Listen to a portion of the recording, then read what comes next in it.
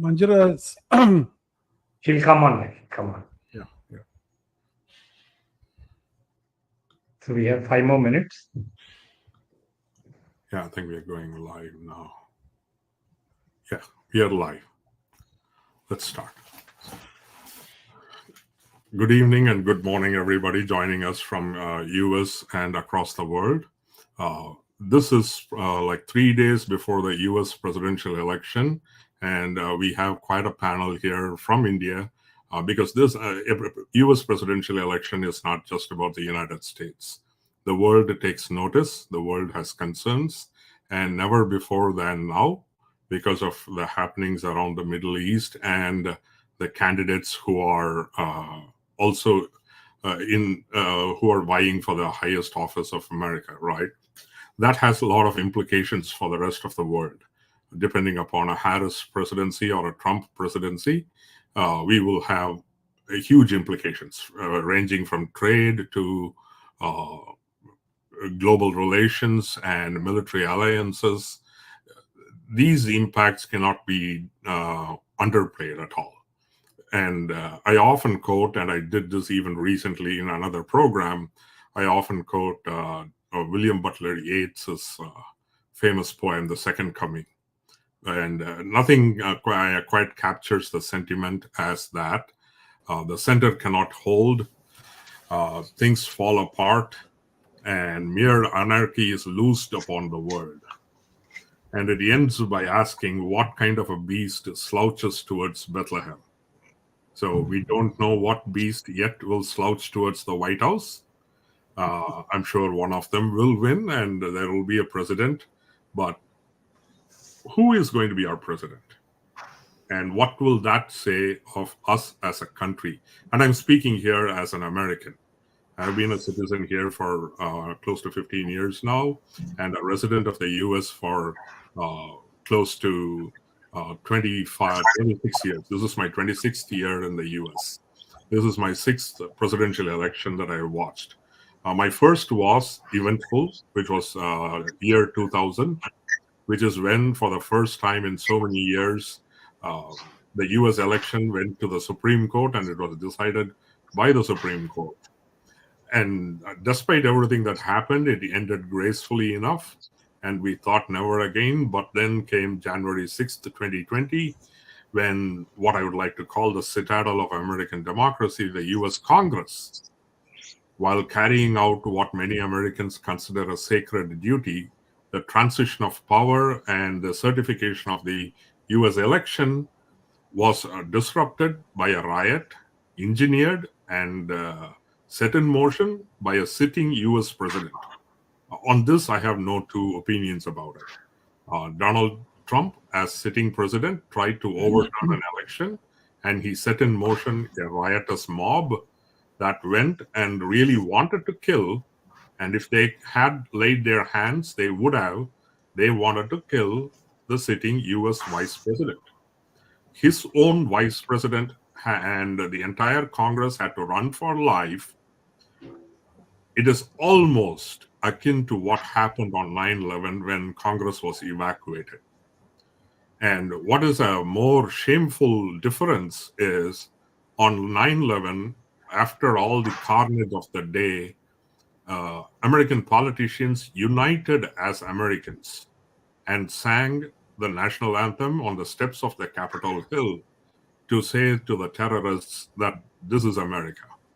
Whereas on January 6th, there could be no such show of unity because the country was divided, the Congress was divided. It was a shameful day in the history of American democracy, and it was a warning flag in the history of democracy for the rest of the world. So with that preamble, so we are going to have a very interesting discussion here. And I invite Jawad, a lawyer and a mediator, and Swapna Sundar, also a good friend and a lawyer and intellectual property rights lawyer, and Giridharan, a senior advocate, and Mandira, a sociologist. So welcome to give a quick introduction and then we'll jump into the program. Jawad first. Thank you, Aravindan, for inviting me for this, especially in a panel of this type. which is amazing. I'm basically a lawyer. I've been a lawyer for 35 years. For the past 20 years, I have been what I call myself as a peacemaker, a mediator rather, where I mediate disputes and try to resolve the disputes in a collaborative way. And I'm also a trainer of mediators. I train mediators. I work for the Supreme Court. I work for various organizations in trying to create more peacemakers. I think what we need today are really peacemakers. So that's a very short thing about me. Absolutely. Yes. Thanks, Jawad and Swapna. Thank you, Aravindan, for this. As you said, I'm an IPR lawyer. I'm also a litigator and a corporate lawyer. But I think the role that I enjoy the most is that of teaching and training people in ethics. And probably that's very relevant for our discussion. Thank you.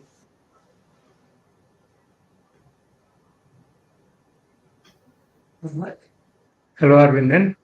Thank you for organizing this. I'm a lawyer of 37 years standing. For about 30 years, I ran a firm called Giridharan, which is now also previous Giridharan Associates. Recently, about a couple of years ago, I became a senior advocate. So I separated myself from the firm and I'm practicing in various areas. My practice areas include arbitration, intellectual property, general civil law, service and labor, and I specialize in the oil and gas industry in particular. I'm also involved in mediation and alternate dispute resolution. Thank you. Thank you. Mandira? Hello, everyone. I'm Mandira Mitra. I'm a lawyer by profession and by training a historian. And I have been practicing law for more than 20 years now. And right now, and after past, say, about 15 years or so, I also trained to be a mediator, and I've conducted a lot of training programs. That continues to be a passion for me. And apart from that, I'm also trying to develop, with a legal NGO for pro bono litigation also, just to help people navigate the court system and concentrating. This group that we choose to help is going to be women and women alone. So that's something that I'm developing now. Can I just add that I'm greatly interested in constitutional law, and these elections interest me from the viewpoint of constitutional law and constitutional history. I also teach at the Nalsar and Hidayatullah National Law University and other universities on a variety of subjects of law, and including constitutional obligations of non-state actors. Wow, that is an interesting topic, really. And some of these topics that we touched today are programs by themselves, right? While the lens is on the US presidential election, we are going to use that lens to talk about collateral topics, like the rise of authoritarian right-wing regimes around the world, the retreat of liberal progressive politics, and what does that mean in general, right? And the Middle East conflict, war, and all of that. So everything through the lens of the US presidential election can be talked about. And even when we talk about the Constitution, for the first time, we are facing an American presidential candidate, a former president, who once said, we want to terminate the US Constitution. This is unheard of in American politics. And if there is one thing that I've learned in the US is that they venerate the Constitution. Americans really venerate the Constitution, which is why in Philadelphia, we have a wonderful museum dedicated just for the Constitution, right where the Constitution was signed. The veneration of Americans for the constitutional rights, the Bill of Rights, and obviously the Second Amendment, which is a huge one. So the constitutional rights is so dear to American conscience. And for an American president to say we should terminate the Constitution under certain circumstances and still become a candidate yet again standing on the precipice of almost becoming a president again is unheard of. But now, let's just quickly get into the US presidential election, and I'll give my opinion. I'll also start off by saying I'll give a short note on my electoral history, just so that people know where I stand and why. In 2012, that's the first time I got my right to vote as a citizen. I voted for Romney, and I had concerns about Barack Obama's economic ideas and a few other reasons. In 2008, I was not a citizen, but I would have gladly voted for Obama at that time. And some of my blogs at that time will show the dissatisfaction with the McCain side, primarily after the choice of Sarah Palin. And of course, it's a puzzle to many of us as to how a party that rejected Sarah Palin for not being a serious candidate then went and nominated Donald Trump, who is a far more unserious candidate than Sarah Palin was. And then in 2012, I voted for Romney, as I said. And 2016, because of Trump, like many who left the Republican Party and said that the party does not stand for what we would call the Republican values, the values of a GOP.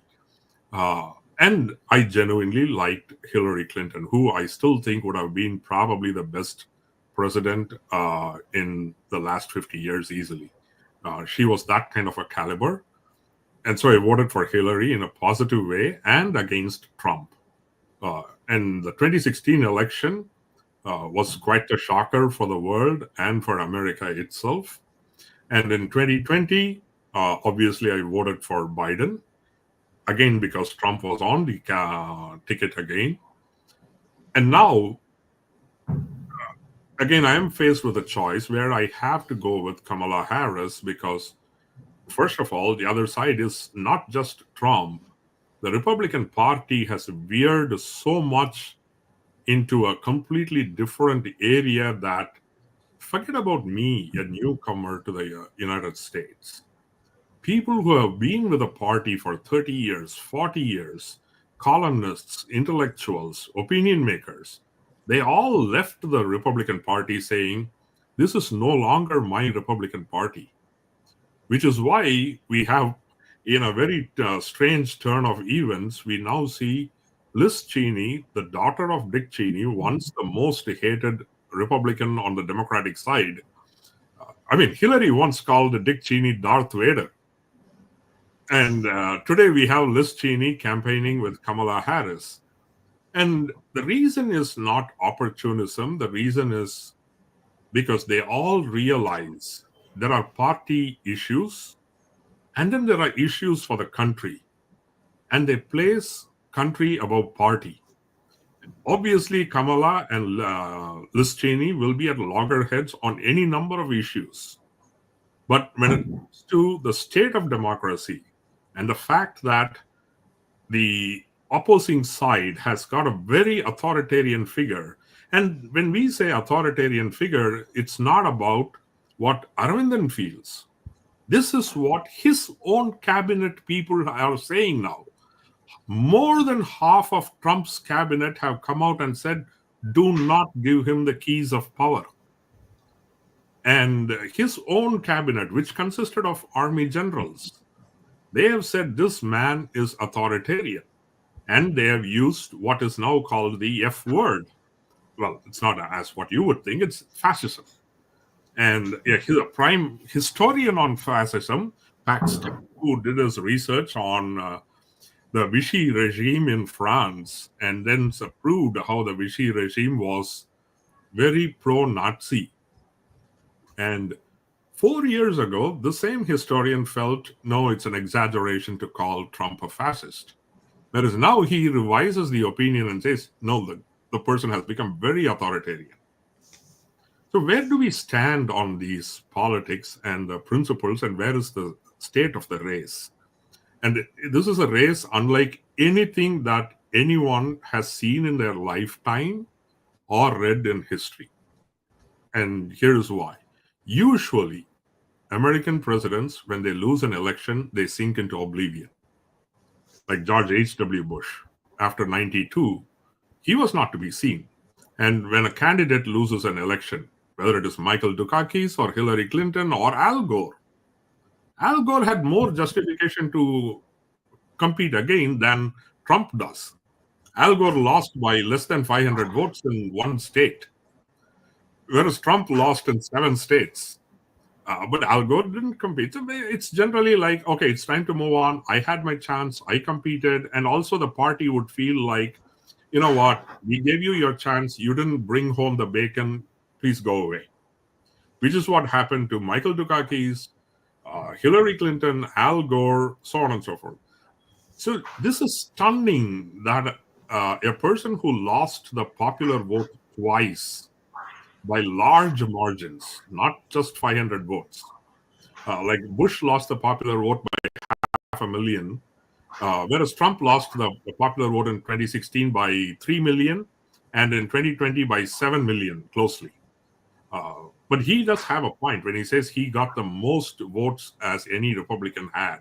He had 74 million votes, which is more than what George W. Bush ever got. And there is also population increase. Even if you account for all that, it was quite an impressive performance. You have to give him that. So here is a person who is now on the 3rd ballot. Not since FDR this has happened. And we had the 25th Amendment, I think, on term limits, primarily to curb that. But as a candidate, he can, right? And then we saw 2 assassination attempts on a former president. And he survived one, thank God for that. And so that's on one side. On the other side, yes, we have seen a sitting president say, I'm no longer going to compete. It happened in 1968 when Lyndon Johnson, again, a war situation, but that was Southeast Asia. At that time, it was a Vietnam War. People felt that the U.S. had gotten into a quagmire, and Lyndon Johnson said that he will not seek the presidency or the nomination. And then Bobby Kennedy was rising, and then he was assassinated. And then, if I'm correct, it's Hubert Humphrey, a very populist person. And the 1968 Democratic Convention in Chicago was absolute chaos with complete riots in the streets. It is one for the history books.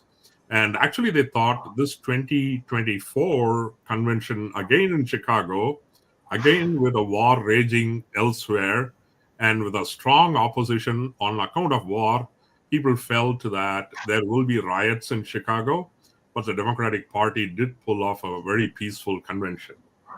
And the surprising thing is, 100 days before the election, the sitting US president and the nominee of the party said he's no longer going to compete. And then came the party shifting to, and under very controversial, whatever you call it, they nominated Kamala Harris. One can call it yes, she didn't win a primary, and that will be another thing.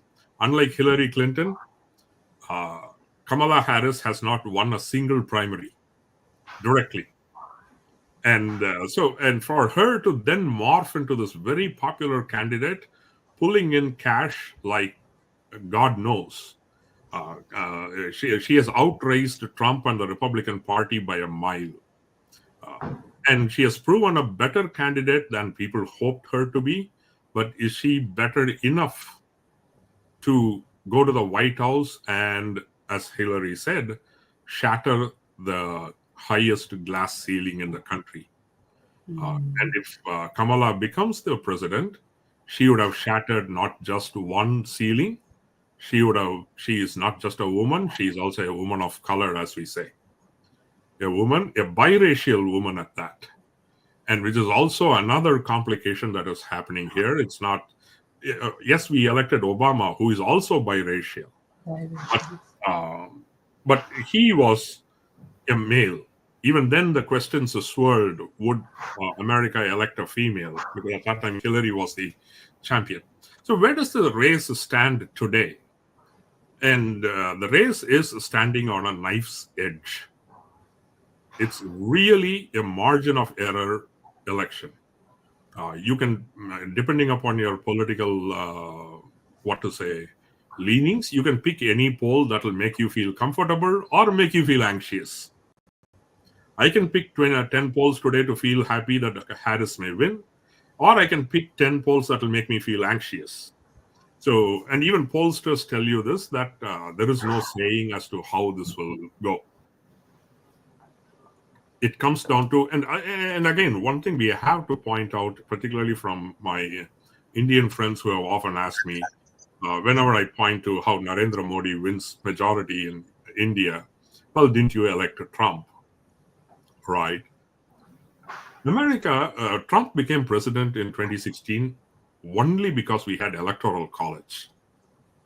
If it had been the popular vote, Hillary would have been the president. Now, we can debate the merits and demerits of electoral college. Any system, we often blame the first past the post system as because it's not adequate representation. Somebody gets 51% and becomes the MLA, MP, congressperson. What happens to the remaining 49 who voted against it? So people then talk about proportional representation. That also has some downsides. Proportional representation is where a very small extremist minority party can still have a voice in the parliament and legislative bodies. And this is why I often quote Toynbee, who said, human imagination has produced fantastic things. But when it comes to representative democracy, we have been woefully inadequate in producing. So where do we stand in the race? Obviously, the race stands on 7 states that are now popularly called the battleground states. And it's interesting to see some of these terms now being used by the Indian media also, even during an Indian election. Yes. It shows how globalized media has become, right? I can see some of the verbiage and the terminologies become the same. So people use battlegrounds now, like saying, oh, how is BJP going to do in this battleground? Or how is it going to do in Orissa? I'm like, battleground is such an American electoral term, right? So let's go one by one. And I'm going to reserve Michigan for the last, and because that is going to serve as a bridge to a different topic. Obviously, Wisconsin, which is a union-heavy state, 10 electoral votes. Famously, Hillary never campaigned there in 2016 and lost Wisconsin. And this time, yesterday, it's interesting, Trump and Harris were campaigning both in Wisconsin, miles apart. So Wisconsin is a very strong union battle, and it incidentally has a Democratic governor. So Wisconsin is a battleground. The other battlegrounds are Georgia, Arizona, North Carolina. Now, of this, Arizona faces the famous immigration problem, which is the calling card for Trump. America has got an immigration problem. Nobody's going to deny that. All right. So we do have, once upon a time, we had 3 million illegal immigrants, and now we have well over 20 million. And over the last 4 years, and yes, Biden's policies were to blame for some extent, that illegal immigration had a huge spike. Where Biden tried to be humane compared to the Trump regime of separating families. Even today, the US government cannot trace some of the children who were separated. It breaks my heart. They may be illegal, you can call them whatever you want. But separating infants, toddlers, children from parents, and the fact that today we can't even match them up again is a very inhuman and cruel system. And that is what Trump had put in place. Now, in order to correct that, did Biden go a little too far in being humane that then we became a magnet, as Romney called, right? And then there are politics about how the Latin American countries are, their economies, and why they are migrating. And here is an interesting factoid for Indians particularly. Increasingly, Indians are immigrating illegally. So Indians have this self-image, oh, we are all legal immigrants. We are the model citizens. There is no model citizen. Increasingly, Indian Americans are being caught in scandals and big scandals, and illegal immigration by Indians is also on the rise. And then we'll talk about the importing of Hindutva amongst the diaspora. That's a whole different issue to be talked about. So Arizona has got an immigration problem. So while it stunned the country that Arizona went to Biden, and then comes Georgia. Georgia is where Harris has got a bit more of a hope of getting it back from Trump, just like Biden did. Biden won it by 17,000 votes, if I remember correctly, which is why Trump asked the Secretary of State, go find me 17,000 votes, as if they were growing on trees, and in order to overturn the election. So Georgia, because of its sizable Asian population and very sizable Black population, is where Harris has got a better chance of winning. But again, it's all over the map. There is no comfort in the statistics for either groups. So it all comes down to turnout, who's going to turn out, and all. Then comes Pennsylvania. That's the biggest prize. One could say that whoever wins Pennsylvania will win the presidency, though there are permutation combinations without Pennsylvania for both candidates. The easiest path to White House is through Pennsylvania. And Pennsylvania, as James Carville, the architect of Bill Clinton's victory, once famously said, it's one part Philadelphia, another part Alabama. Because one part is liberal, the other part is conservative. And therefore, what you see in Philadelphia as Pennsylvania is completely different from as you go towards Allentown and other areas of eastern Pennsylvania, where it becomes more, which is where Trump's strength now lies, the so-called rural voters, the ignored white voters in the farmlands, all of that. So Pennsylvania is a very different sandwich, and they're trying to thread that needle and the polls. And here is where some of Kamala's liabilities are. Running in 2019 as a candidate in the Democratic primary, when the Democratic primary was dominated by progressive wing of the party, they were all running to the left when Kamala promised that she will ban fracking, which is a main cultural and economic factor in Pennsylvania. But again, people make too much about fracking. The reality is fracking is no longer the economic backbone of Pennsylvania. It's more cultural than actual economic impact. And therefore, while her comment served to say, here is this California liberal who talks about fracking to be banned. So the message that Trump's camp sends out is, she's California, she's liberal, she doesn't get our culture of Pennsylvania. So these are all the subtexts that are being telegraphed to the electorate. It is so fantastic to observe this. If somebody gets into the weeds as a political theorist, this is a fertile ground. Remember, once upon a time, Barack Obama, running as a candidate in the Democratic primary, referring to before the Pennsylvania primary, he said, in some places, people cling to their guns and Bible. And Hillary herself used it against Barack Obama, saying like he doesn't understand our culture, kind of, right? And then Obama made fun of Hillary, saying, here she is talking like she's some Annie Oakley with a gunslinging. And now look at Kamala Harris is talking about how she has a Glock. It's a very popular pistol in US. In her home, and how she would not hesitate to use it if somebody broke into her home. This again goes to, some may remember how John Kerry tried to show that he is not against the Second Amendment and went to duck shooting and came out with a few ducks in his hand, just to show that he is not. So these are all the cultural aspects of the American election, how some of these subtexts operate. And so Pennsylvania is the next big prize. Again, there is an indication that Harris may bag it. If that happens, then the other big piece is Michigan. Why Michigan is a big puzzle and pretty much may be the reason that she can lose the presidency. But before I go to Michigan, here are a few markers for the race.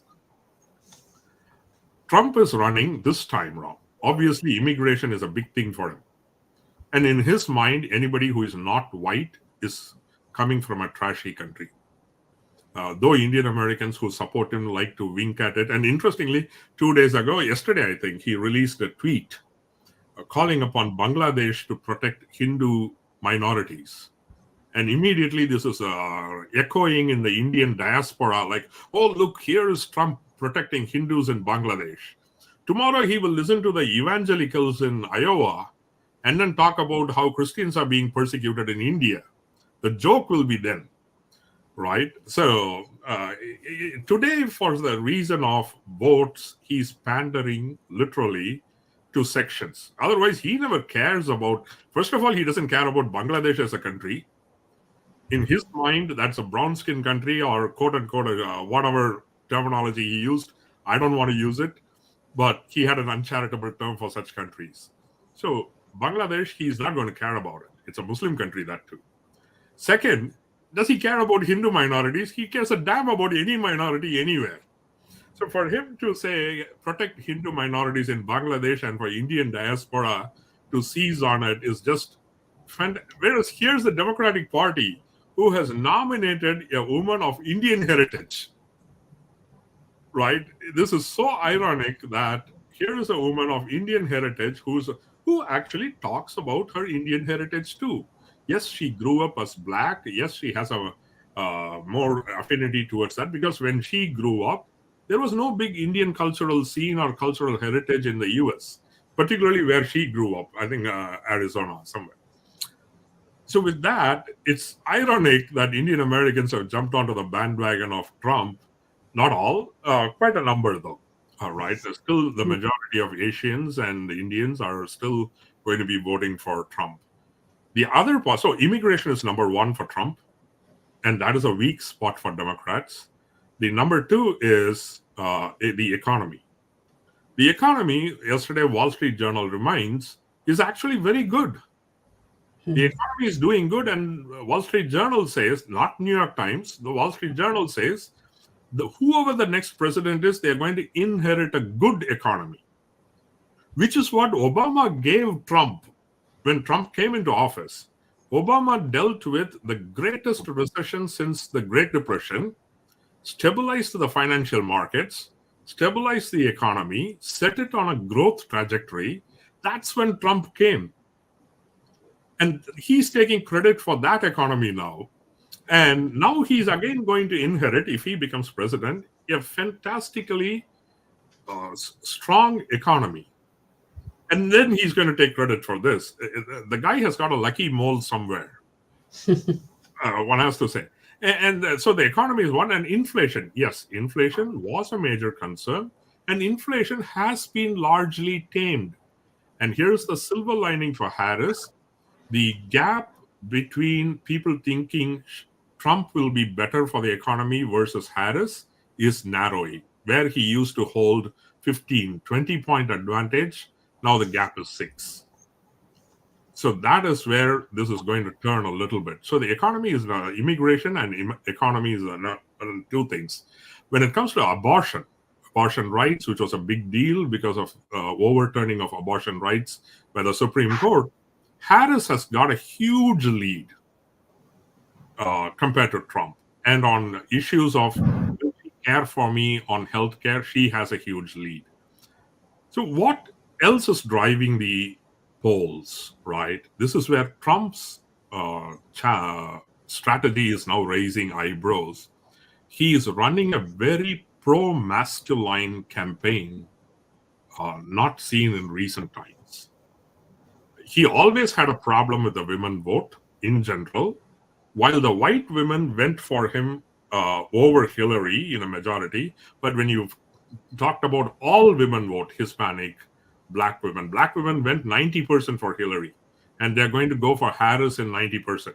So when he talked about all women vote, Trump lost the all women vote. And this time, the Republican Party wanted him to pull a bit more women, whereas he thinks, and he may be right in this, getting the male vote might offset losing some women vote. And in that, he has driven a very pro-masculine campaign with the rhetoric and all of that. Like, say, when Tucker Carlson recently said, Trump is like the daddy who is spanking his little girl to get in shape. That is a rhetoric on a presidential campaign that we have heard. And we know where that really appeals to, which is why Gen Z young men who we used to think Gen Z will be broadly progressive and liberal, because that's who youngsters usually are. Whereas young men are going for Trump in a big way. This is another factor. Now, to offset this, what is happening on the Harris side, and this is a very interesting contrast even compared to Barack Obama's electrifying 2008 campaign. Black women have rallied behind Harris in an electrifying manner more than even they did during Barack Obama's period. A key driving force in this is the sorority that Kamala Harris is part of. A little known factor, again, so many interesting things are happening in this election. The black sororities in what are called the historically black colleges and universities, HBCUs, they are really going and knocking. And this is called the Divine Nine. There are some 9 historically black universities and colleges. Notably, Kamala Harris went to Howard University, a very respected black university, Howard. And Barack Obama notably went to Columbia and Harvard, which are, and Michelle Obama went to Princeton. All 3 are not black universities. Whereas Kamala Harris attended a black university, and the sororities there are organizing the most unprecedented outreach effort. And they are saying this is now less tapped into. So one final thing before I talk about Michigan and open up the topic a bit more is, how good are the polls? The polls were wrong in 2016 and 2020. In 2016, famously, they underestimated Trump's support. In 2020, little less so. Now, again, are we underestimating Trump? And here's the better question to ask. Are we underestimating Harris's support? And as an article in Politico asked, remember, pollsters have had nearly 10 years to adjust for Trump, whereas they have had less than 100 days to adjust for Harris. We are assuming that Harris has got the same voter base as Biden. What if her voter base was different and better than Biden? Are we capturing that? So there is a possibility that Harris's support is undercounted, and Trump's support, because people are so scared of undercounting Trump, they may have overcompensated for Trump in the polls. But again, one can say, oh, you want to feel better as a Harris voter by saying this? I could, right? So we'll see whose support was undercounted or overcounted in 5 days. We will know. So now, why did I reserve Michigan to the last, right? So Michigan, let's remember one thing that is happening in Michigan is the Gaza war. And close to some 200 or 300,000 Muslim Americans live in Michigan. One city has got a council that is entirely Muslim. All the office holders are Muslims. And they there are azans that are conducted there in the mosques in that city. The mayor is a Muslim. And all of this happened because of Muslim immigration into that town, where white liberals welcomed the Muslims, and they were okay with the Muslims becoming the council leaders because it's the population, it's democracy. And they were all okay with that. And now, when they see the Muslim community rally behind Trump, the white progressives and liberals who gave that welcome to the same Muslims are aghast. Okay? And the reason is, Trump is not just any other candidate. Trump and the MAGA movement have their roots in Islamophobia. And if one looked at the series of events like Boston Marathon bombing, the Orlando club shooting, and San Bernardino attack by a man and his wife, all of which where the perpetrators happened to be Muslim. And in those occasions, Trump unleashed unfiltered, abusive Islamophobic comments completely. And which is where he got the idea for the quote-unquote Muslim ban, saying they are terrorists coming from these 8 countries, and I'm not going to allow them. It was his first executive order. It was his first executive order as president. And that is when the Democrats and the left-leaning progressives rushed to the aid of the Muslim community and fought it in the Supreme Court. And then he had to modify that. So for him to claim today that he is a friend of the Muslim community, and this is not, I take into account the importance of what the Gaza war means to the Muslim community. But I still wonder if supporting Trump, who has actually told Netanyahu, please go ahead and bomb the nuclear facilities of Iran. Iran is a big focus of Trump. So and this can tip the scales in Michigan against Harris. Sure, could Democrats have done better? Could they have held the line for Netanyahu? And private comments from Biden suggest they think Netanyahu has gone rogue. And they do speak about him as a rogue agent, possibly even trying to influence the U.S. election by whatever he's doing in Gaza, because Netanyahu likes Trump more, because Trump will give a complete free hand. And this is where, when people think Trump will not get into a war, yes, Trump will not take U.S. to war, because he will unleash Israel on the Middle East. He will have somebody else doing the dirty work, so to speak. And this is the difference. But Michigan, of course, Michigan has got other issues for Harris, the union vote. That is also split. For the first time, the Teamsters Union did not endorse a Democrat. And again, the Teamsters Union is largely male. We have to put the issue of sexism on the table. And that also drives. Look at the Teamsters Union, the fire union. They're all largely male-driven. And there's a whole discussion to be had on all of those. Like I said, many of these topics can become programs by themselves. We often think unions are an unqualified progressive liberal force. They are not. They are also plagued by racism and sexism, and other ethnic discriminations happen.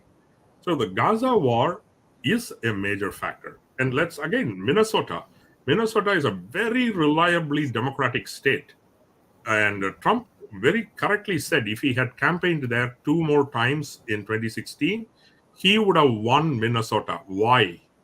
Because Minnesota saw an influx of Somali immigrants.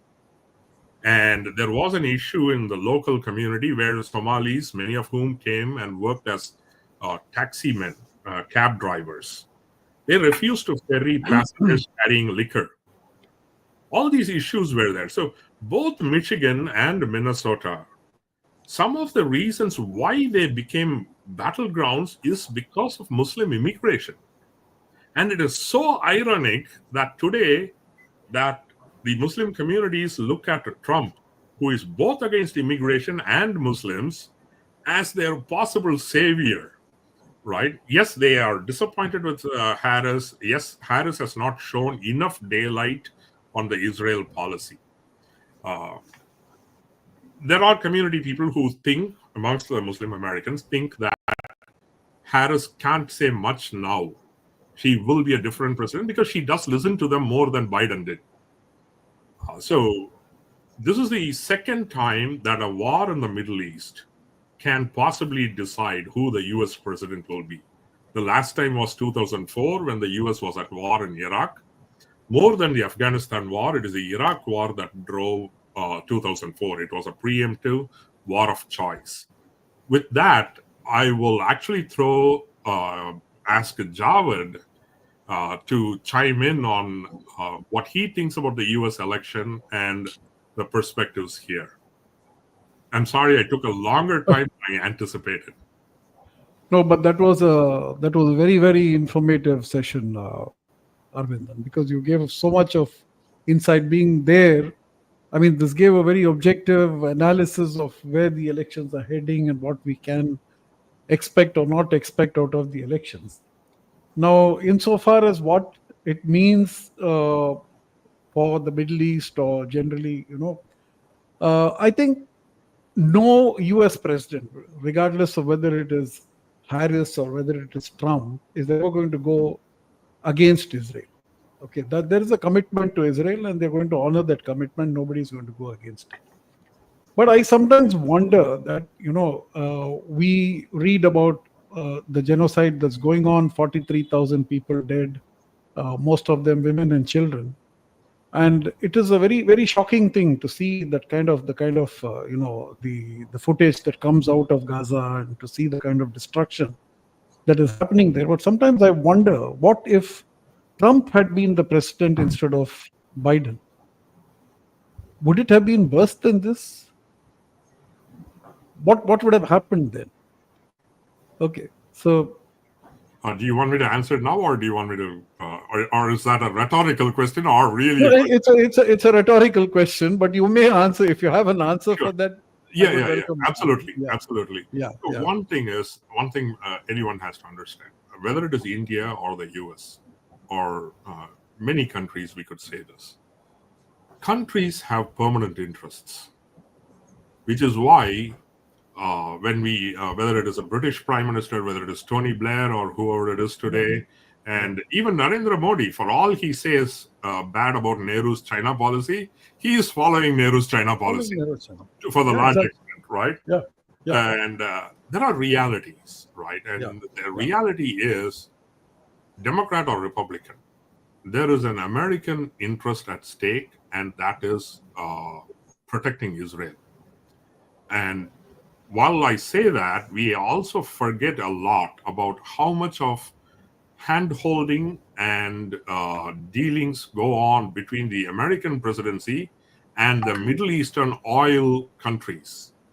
Yes. Particularly Saudi Arabia and the US are practically in bed together.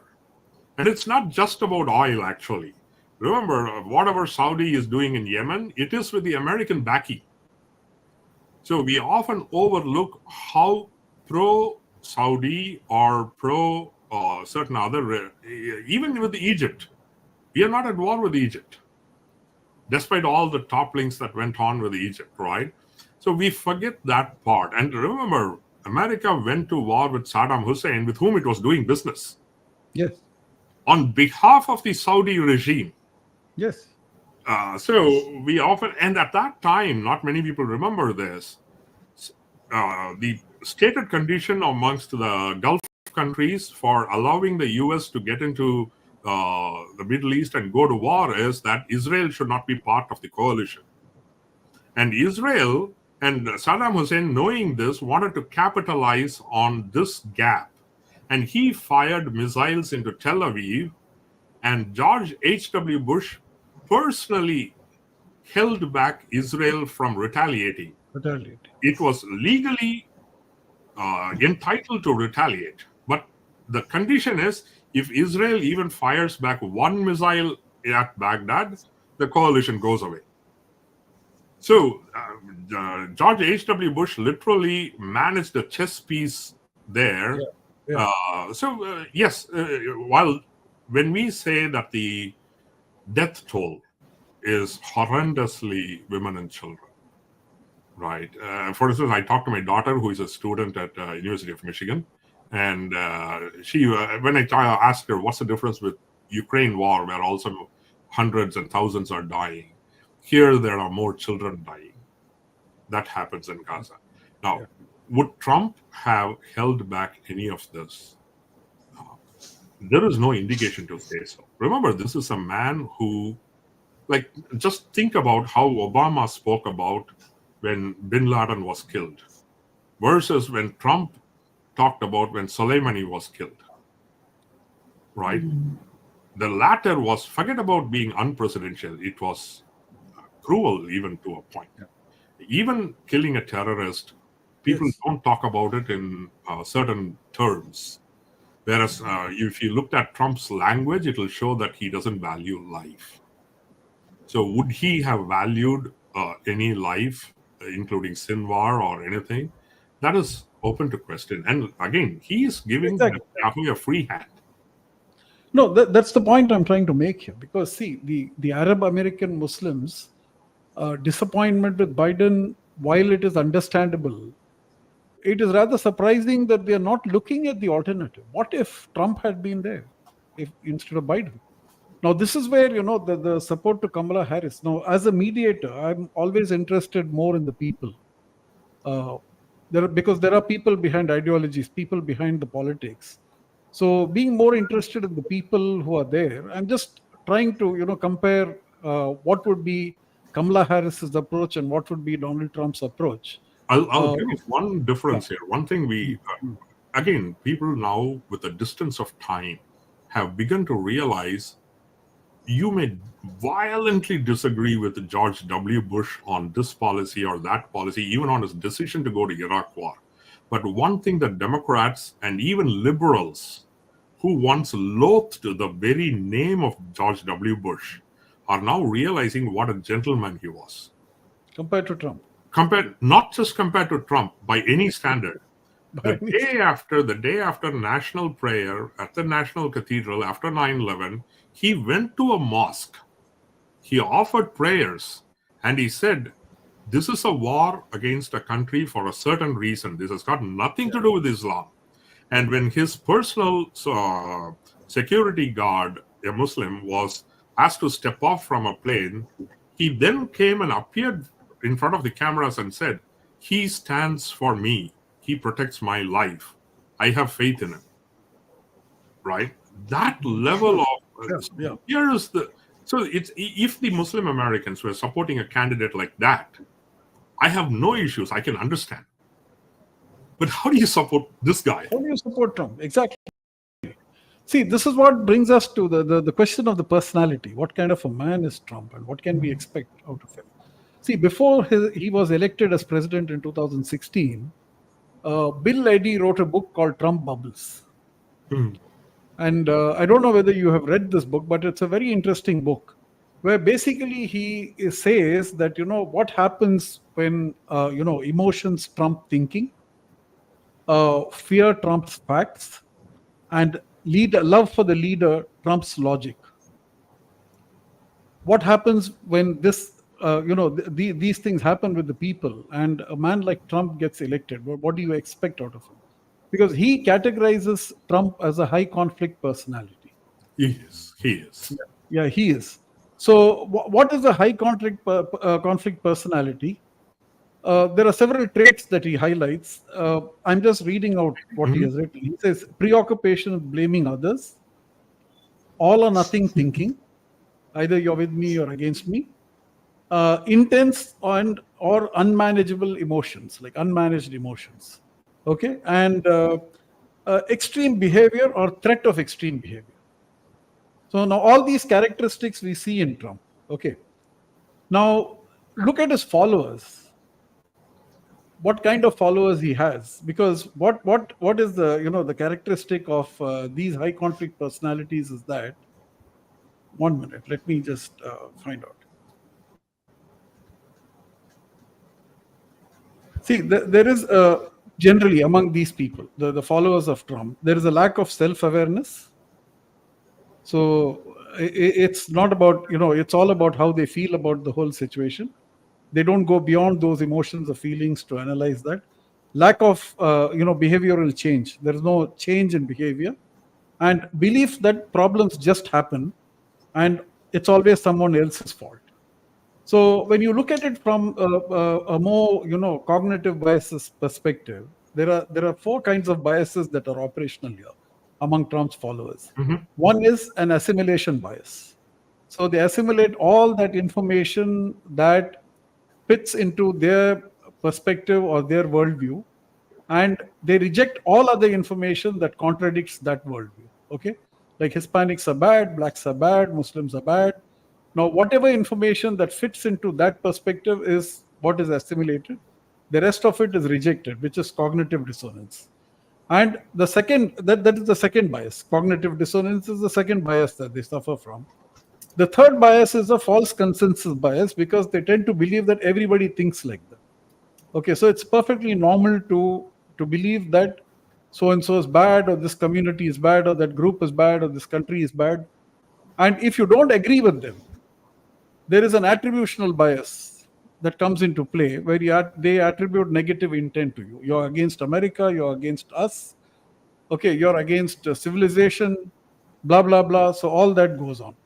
Now, what does this mean if Trump gets elected in the ongoing conflict in the Middle East? Now, this is where, we need to understand. That's why I said that I don't know what Trump would have done, or would the situation have been worse if Trump was there.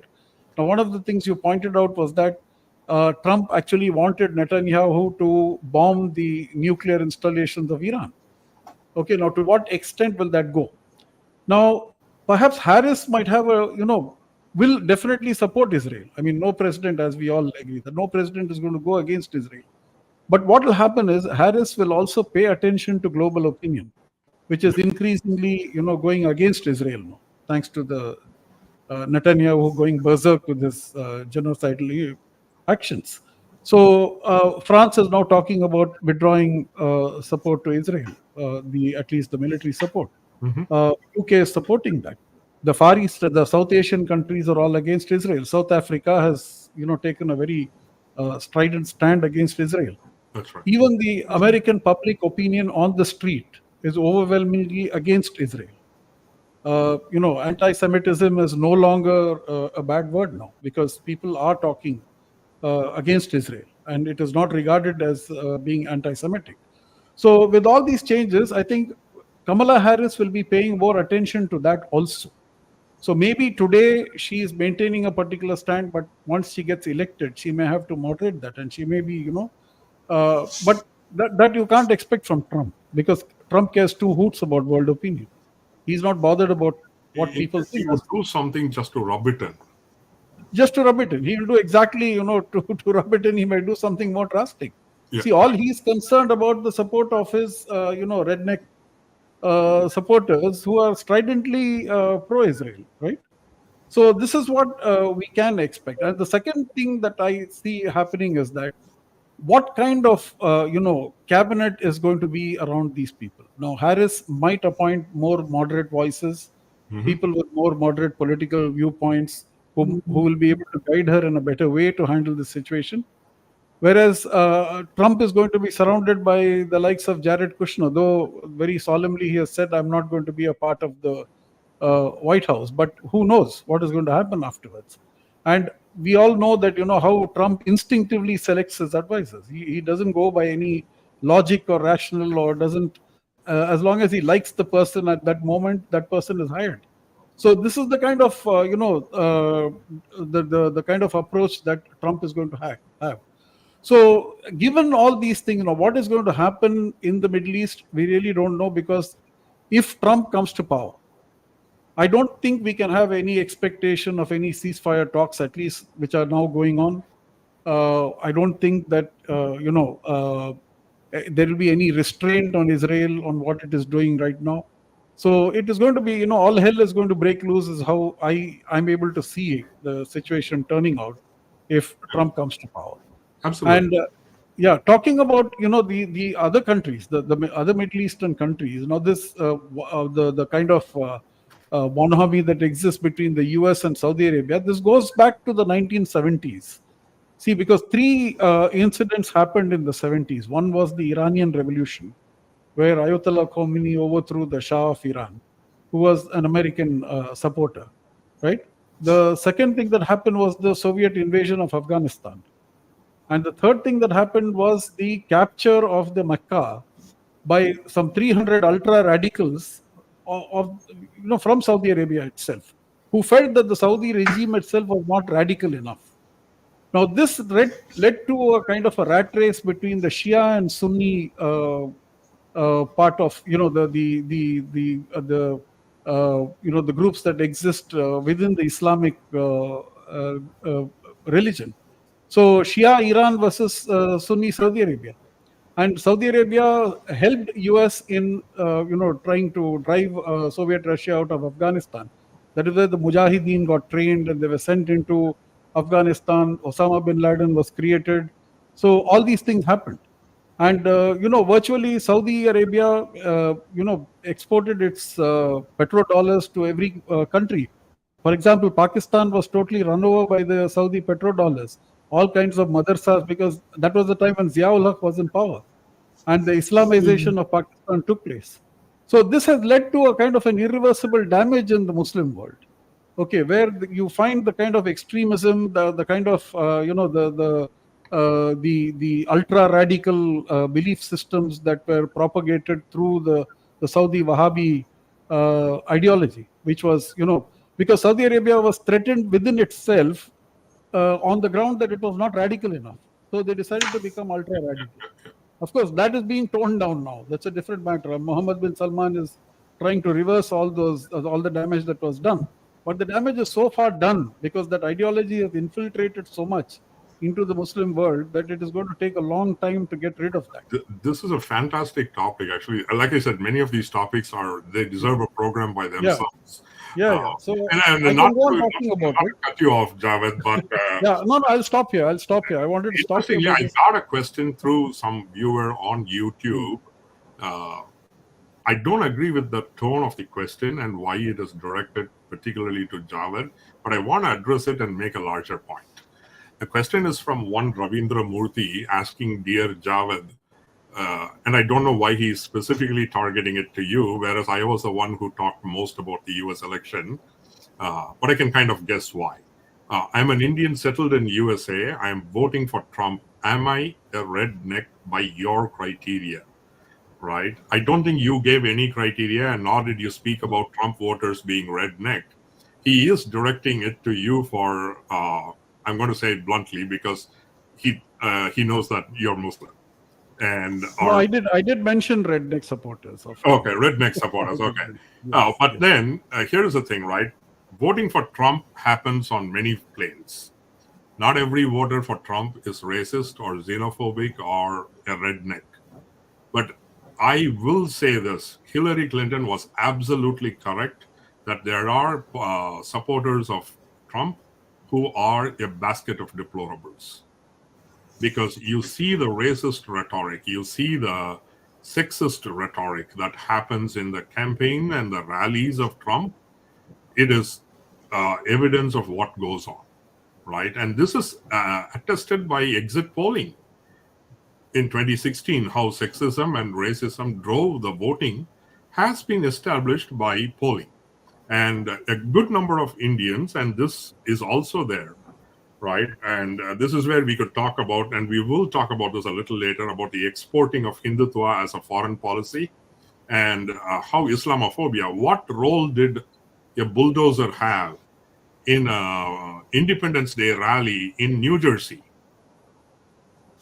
right? What role did independence, like a bulldozer? Why was a bulldozer in a Independence Day rally in New Jersey? So, and what does that say of the Indian diaspora at large, right? So obviously now the numbers are big. Where it used to be very smaller, you're going to congregate a bit more. You're going to ignore differences. Now we are quite a large number here, well over 1 million, right? And therefore we are importing some of these differences and politics here, and it's also having a huge impact. But with that, I think Michael Hubert is so eager to hear Giri speak, but we will come back to Mandira and Swapna, not to be left out. Arma, yeah. Go ahead, Giri, your take. You're on mute.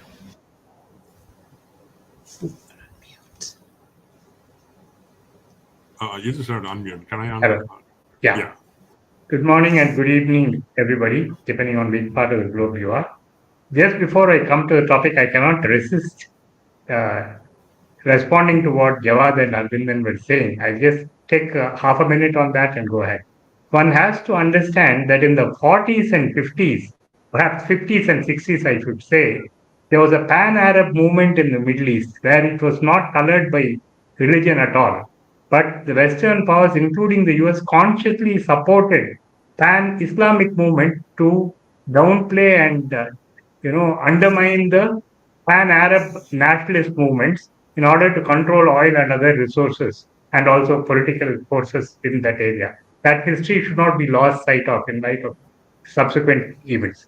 Anyway, coming to the topic, I'd like to take a step back and look at the constitutional history of United States and perhaps India in the backdrop of what's happening electorally in US. If you look at the Declaration of Independence, the American Declaration of Independence in 1776, this is how it reads. It reads, "We hold these truths to be self-evident, that all men are created equal, that they are endowed by the Creator with certain unalienable rights, that among these are life, liberty, and the pursuit of happiness."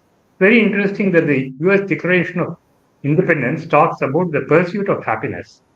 This is actually taken from John Locke's treatise on government, two treatises of government in 1690, where he talked about pursuit of property.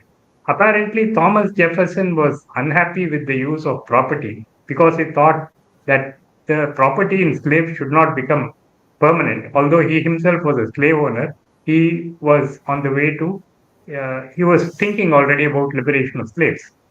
But the concept of pursuit of happiness was a larger project. In fact, the US Supreme Court has referred to it in 94 of its judgments from 1912 onwards, where the pursuit of happiness has included the rights, various rights, including liberty, happiness, property, and other rights were rated, much like the Indian Supreme Court's reading of right to life under Article 21, including right to life with human dignity, right to shelter, right to environment, and so on.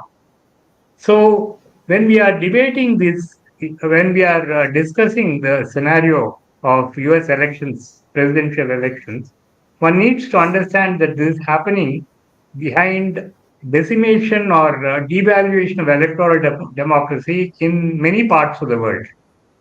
In India too, the Election Commission has come under criticism for, diluting its neutrality. And in US, initially there was no universal adult franchise. In 1950, we got universal adult franchise in the form of Article 325, which prohibits discrimination on the right to vote on ground of caste, religion, sex, and so on.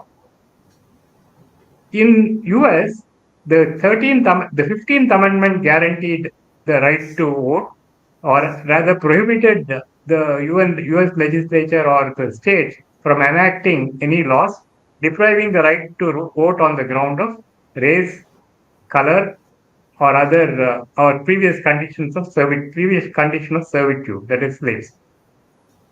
However, we note, we have been reading how the right to vote has been, several people have been excluded from the franchise on grounds of conviction for felony and related offenses. And wherever Republicans have controlled state legislatures, they've excluded large section of population. That's what we read about. So, while that is the fate of electoral democracy, we find more inroads have been made on substantive democracy across the world. In US, the war on terror has almost legitimized torture, has made inroads in freedom of expression and on evidentiary rules and so many other rules which are held sacrosanct under the US Constitution. Similarly, in India, not just there was a spell of emergency in the 1970s. Thereafter, certain liberal, period of liberal democracy was witnessed. And with the breaking down of Babri Masjid and the onset of the BJP as a ruling party, democratic rights have come under strain. And today, although it is not comparable to emergency, vast sections of people are being deprived of legitimate rights. And bulldozer justice, which is now partly controlled by the Supreme Court and other courts, has come to rule the day. It is in this backdrop that one has to look at US elections. Now, there are we need to look at how the elections matter. Famously, Arundhati Roy said that US elections impact all peoples across the world, and therefore every citizen of the world, every citizen of every country should be able to vote for the US president. But today, American imperialism has weakened, and America's influence is on the wane. But one can never forget that American influence is considerable, considering that US spends more than 10 times more than 4 times of the defense budget of 10 countries thereafter, including China and Russia. So, by sheer force of military spending, they're able to control what happens in the world, as we can readily witness. We have been talking about Gaza, and we witnessed the collapse of the post-war consensus. Post-war, there was a consensus that democracy should be the ideal form of government.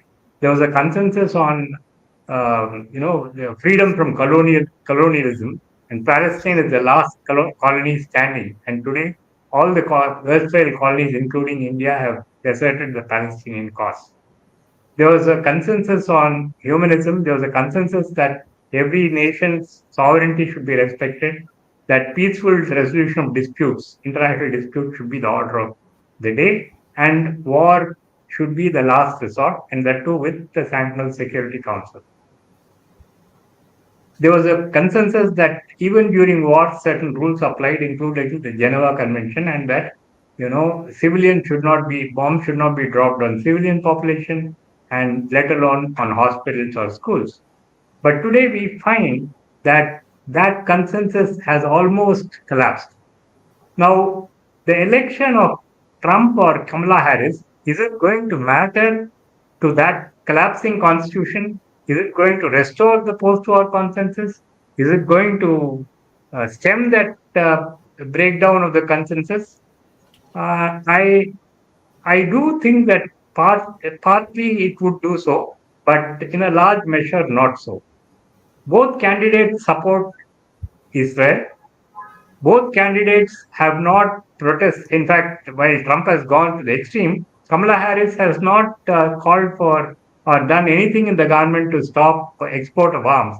Even after Israel started bombing civilians, even after Israel started bombing hospitals and hospitals and schools, and extended the theater of war to Lebanon and other places. In fact, she has made lip service, saying that she will strive for peace and hostages should be returned and civilian population, the war should stop. Is said so much, but as she's part of the government, she has not done anything. The other surprising and stunning experience for people like me from India was that how the students were treated in their anti-war protests. Columbia University was, police entered, and the students were brutally dealt with. It has not happened. It didn't happen during the Vietnam War. It did not happen under Bush when there was anti-war protests against the war on Iraq. Few comments on what you're saying, Giri, Yes. but I'll Please, get please. to it if you're done. No, please. So first thing, right? So yes, this let's start with the Geneva Convention that you talked about and the torture, and this famously started during the after 9/11 Patriot Act and the wars in Afghanistan and Iraq, when the Bush administration classified Al Qaeda as enemy combatant and not eligible for the protection of Geneva laws. Yes. Because they said they don't wear a uniform.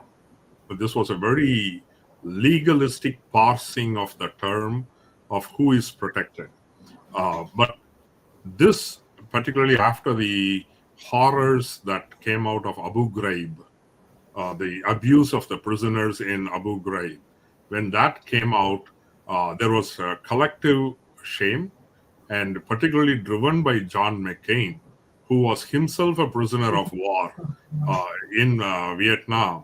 And in the subsequent Obama administration, a lot of these were reversed. So when we often talk about the U.S. imperialism or the fact that, oh, he was tortured. Let's not forget who tortured John McCain, right? We have conveniently forgotten a lot of that part. And now that aside, you were asking about the bombing of civilian areas, right? Absolutely, Harris at least hasn't supported or encouraged or winked at it. But let's also face the reality. Like the reality is Hamas functions from civilian areas. Hamas leaders are better ensconced underneath hospitals and schools. We saw this game being played out in our neighboring conflict in Sri Lanka when the LTTE did this. The only thing is, Hamas made the same mistake as LTTE. Actually, in some ways, you could draw a parallel to the 2009 war that annihilated LTTE, right? Prabhakaran underestimated Rajapakse's willingness to flout international norms, and he played into it.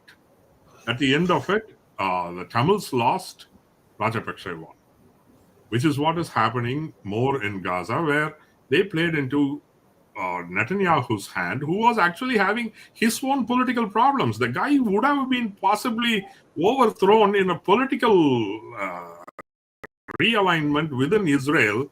And Hamas actually, in some ways, didn't want that to happen. They wanted Netanyahu. They wanted to have this kind of a civilian casualty, which they openly said helped put the Palestinian cause back on the table, while it had receded to the background. And to a large extent, amongst the Muslim nations around there, the Palestinian cause went to the back burner for many reasons without Israel. And when we keep talking about the unwillingness of Israel or Harris to pursue a path to peace, we are also forgetting there is another partner who has to say yes to something. Hamas is very clear. A recent article in Wall Street Journal says Israel promised safe passage for Hamas leadership provided they give up the hostages. Hamas showed a middle finger to it and said, you're welcome to bomb us. I'm not giving up the hostages. So we often, while yes, Israel has a responsibility, America has a responsibility, while we talk about all that, we should also talk about the responsibility of the other side also. We often ignore that part. And it is true that insurgent groups like LTT or Hamas, are also undemocratic, and you probably use civilian shields, and they should be dealt with under international law. I don't know whether that can be an excuse for bombing hospitals. See, today Hamas is weakened, and I don't think many fighters are there. What is Israel doing in Lebanon, for instance? Why is they're bombing civilians? Again, let's not. I don't want to get into litigating the entire Middle East war, but I'll just I'm just say this. There is a like Godfather Part 3, the third sequel of that, which is where Michael Corleone, when he survives the bombing attempt in the casino, then he comes and says, the real enemy has not shown its face, right? So Israel's enemy in this entire conflagration was Iran. Israel was about to make peace with Saudi. Saudi was about to give recognition. The Abraham Accords, And Iran pulled the strings on its proxy actors, which is Hamas and Hezbollah. So right now, the conflagration has come out in the open between Israel and Iran. So the real actor that we never speak about in this is, what is Iran doing? That is why I spoke about the Middle East, what I was speaking about was the collapse of the post-war consensus. Yes. See, the collapse of the resort to war at the first excuse. The collapse of the consensus that all nations have their right to their sovereignty has to be respected. The consensus around, democracy being the ideal form of government. The consensus that colonial state should not exist. All those consensus have collapsed. Well, one minute, Giri. It is also interesting that all these questions happened after the Israel-Hamas conflict, not the Russian-Ukraine conflict, which is a flagrant. And when Putin walked into Georgia and grabbed Crimea, that didn't happen. right? It was also a part of the thing. It happened. It was long time coming. It happened on the turn of the 21st century. It happened when the doctrine of preemption was propounded and Iraq was attacked on the premise that there were weapons of mass destruction. So it's a trend which is happening. Kannaiyan, I'm not talking about Israel being responsible. Israel is not responsible for collapse of the post-war consensus. So anyway, now let us look at what I'll finish in 2 minutes. Now, how it matters? Why it's important that Kamala Harris get elected rather than Trump? It matters to American civil society. It matters to the fact that if Trump were elected, then he would extend support to autocratic regimes across the world and not operate as a check on human rights abuses across the world, which, with all its limitations, US has been doing. Trump would probably not decry religious persecution of religious minorities across the world as much as Kamala Harris would. And broadly, I believe that Kamala Harris would stand for democracy and civil rights across the world, subject, of course, to protection of American interests, including the interests in selling arms. See, today the US profit just disproportionately from all the arms. It's supplying arms. It does not say whether it's Iraq or Ukraine. US profits from or at least US arms industry profits, probably at the taxpayers' interest. And I doubt how much control that Kamala Harris can have over that phenomenon, considering that she has been well funded, and part of the funds must have come from the military industrial complex of US. So these are my thoughts. So while one should not be under an illusion that there will be a marked structural change in the world or a reversal of fundamental, global political processes, certainly it's important that Kamala Harris, one should welcome the election of Kamala Harris rather than Trump for reasons stated. And as for the phenomenon of marginalized groups who are directly supporting Trump, it's a phenomenon across the world. There is one thing that many Indians are famous for, and perhaps Americans and many other people in the world is that of sucking up to power.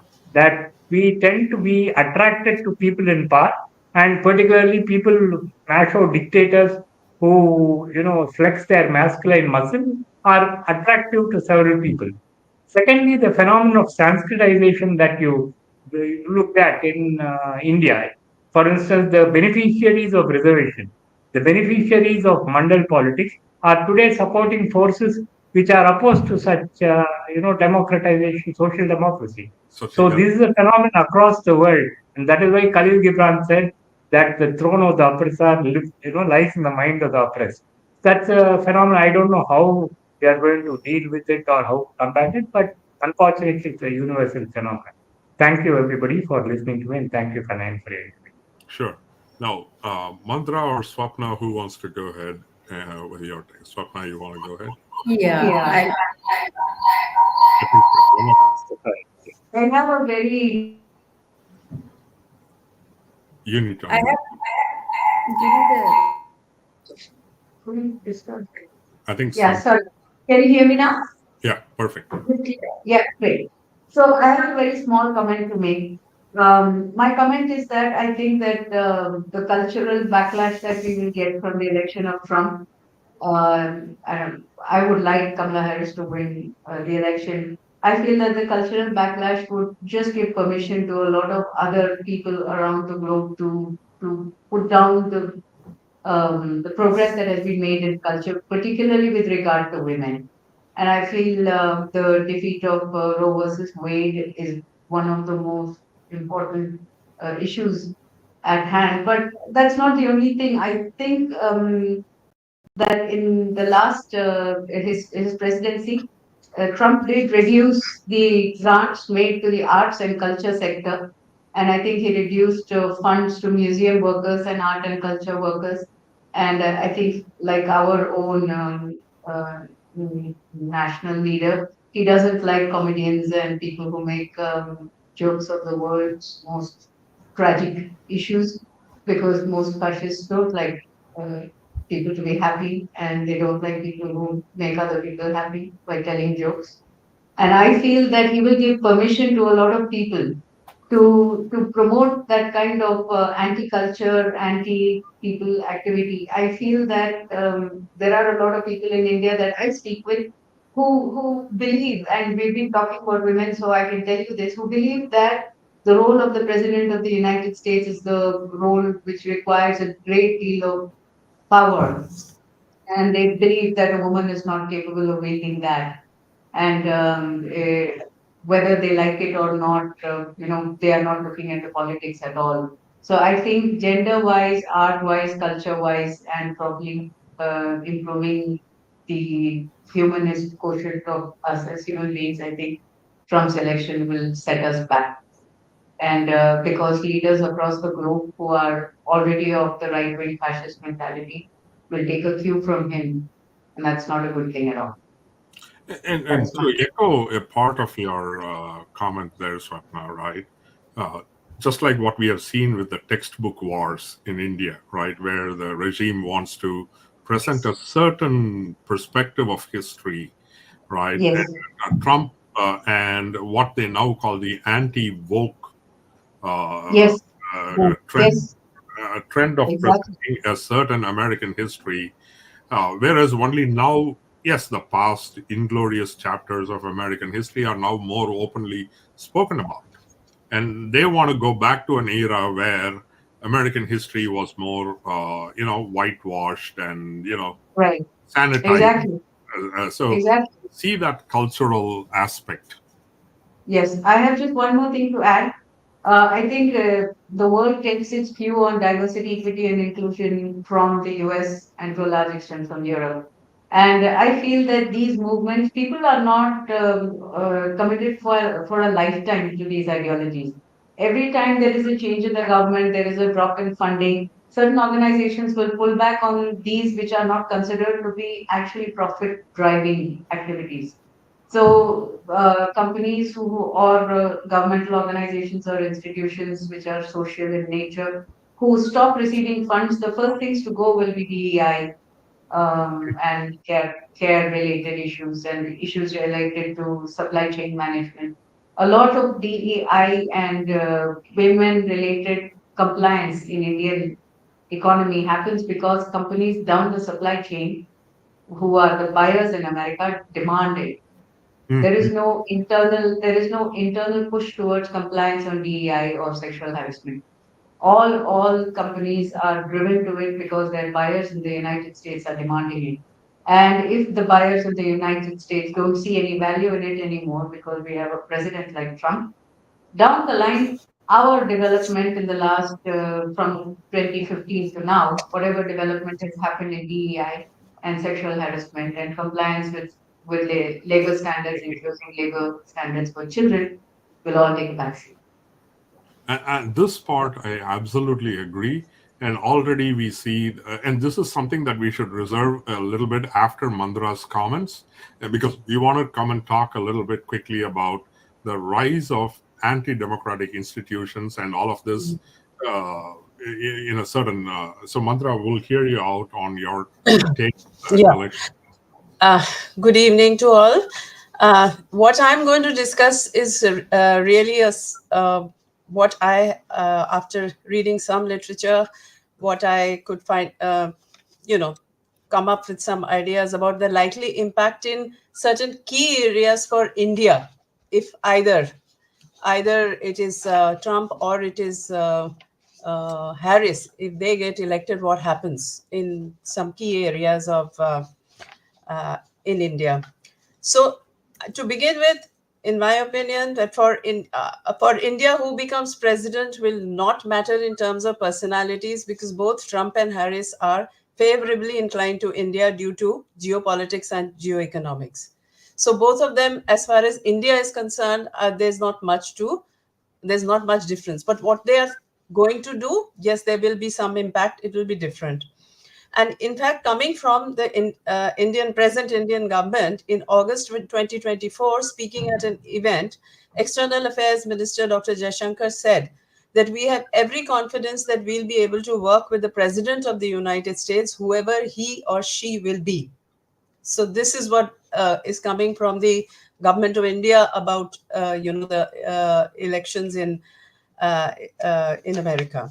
Both Democrats and Republicans they recognize India as a key partner of the US in the Indo-Pacific for countering China's rising influence, and India is now also seen as a major defense partner of the US, even though India is not formally allied to the US through a military pact.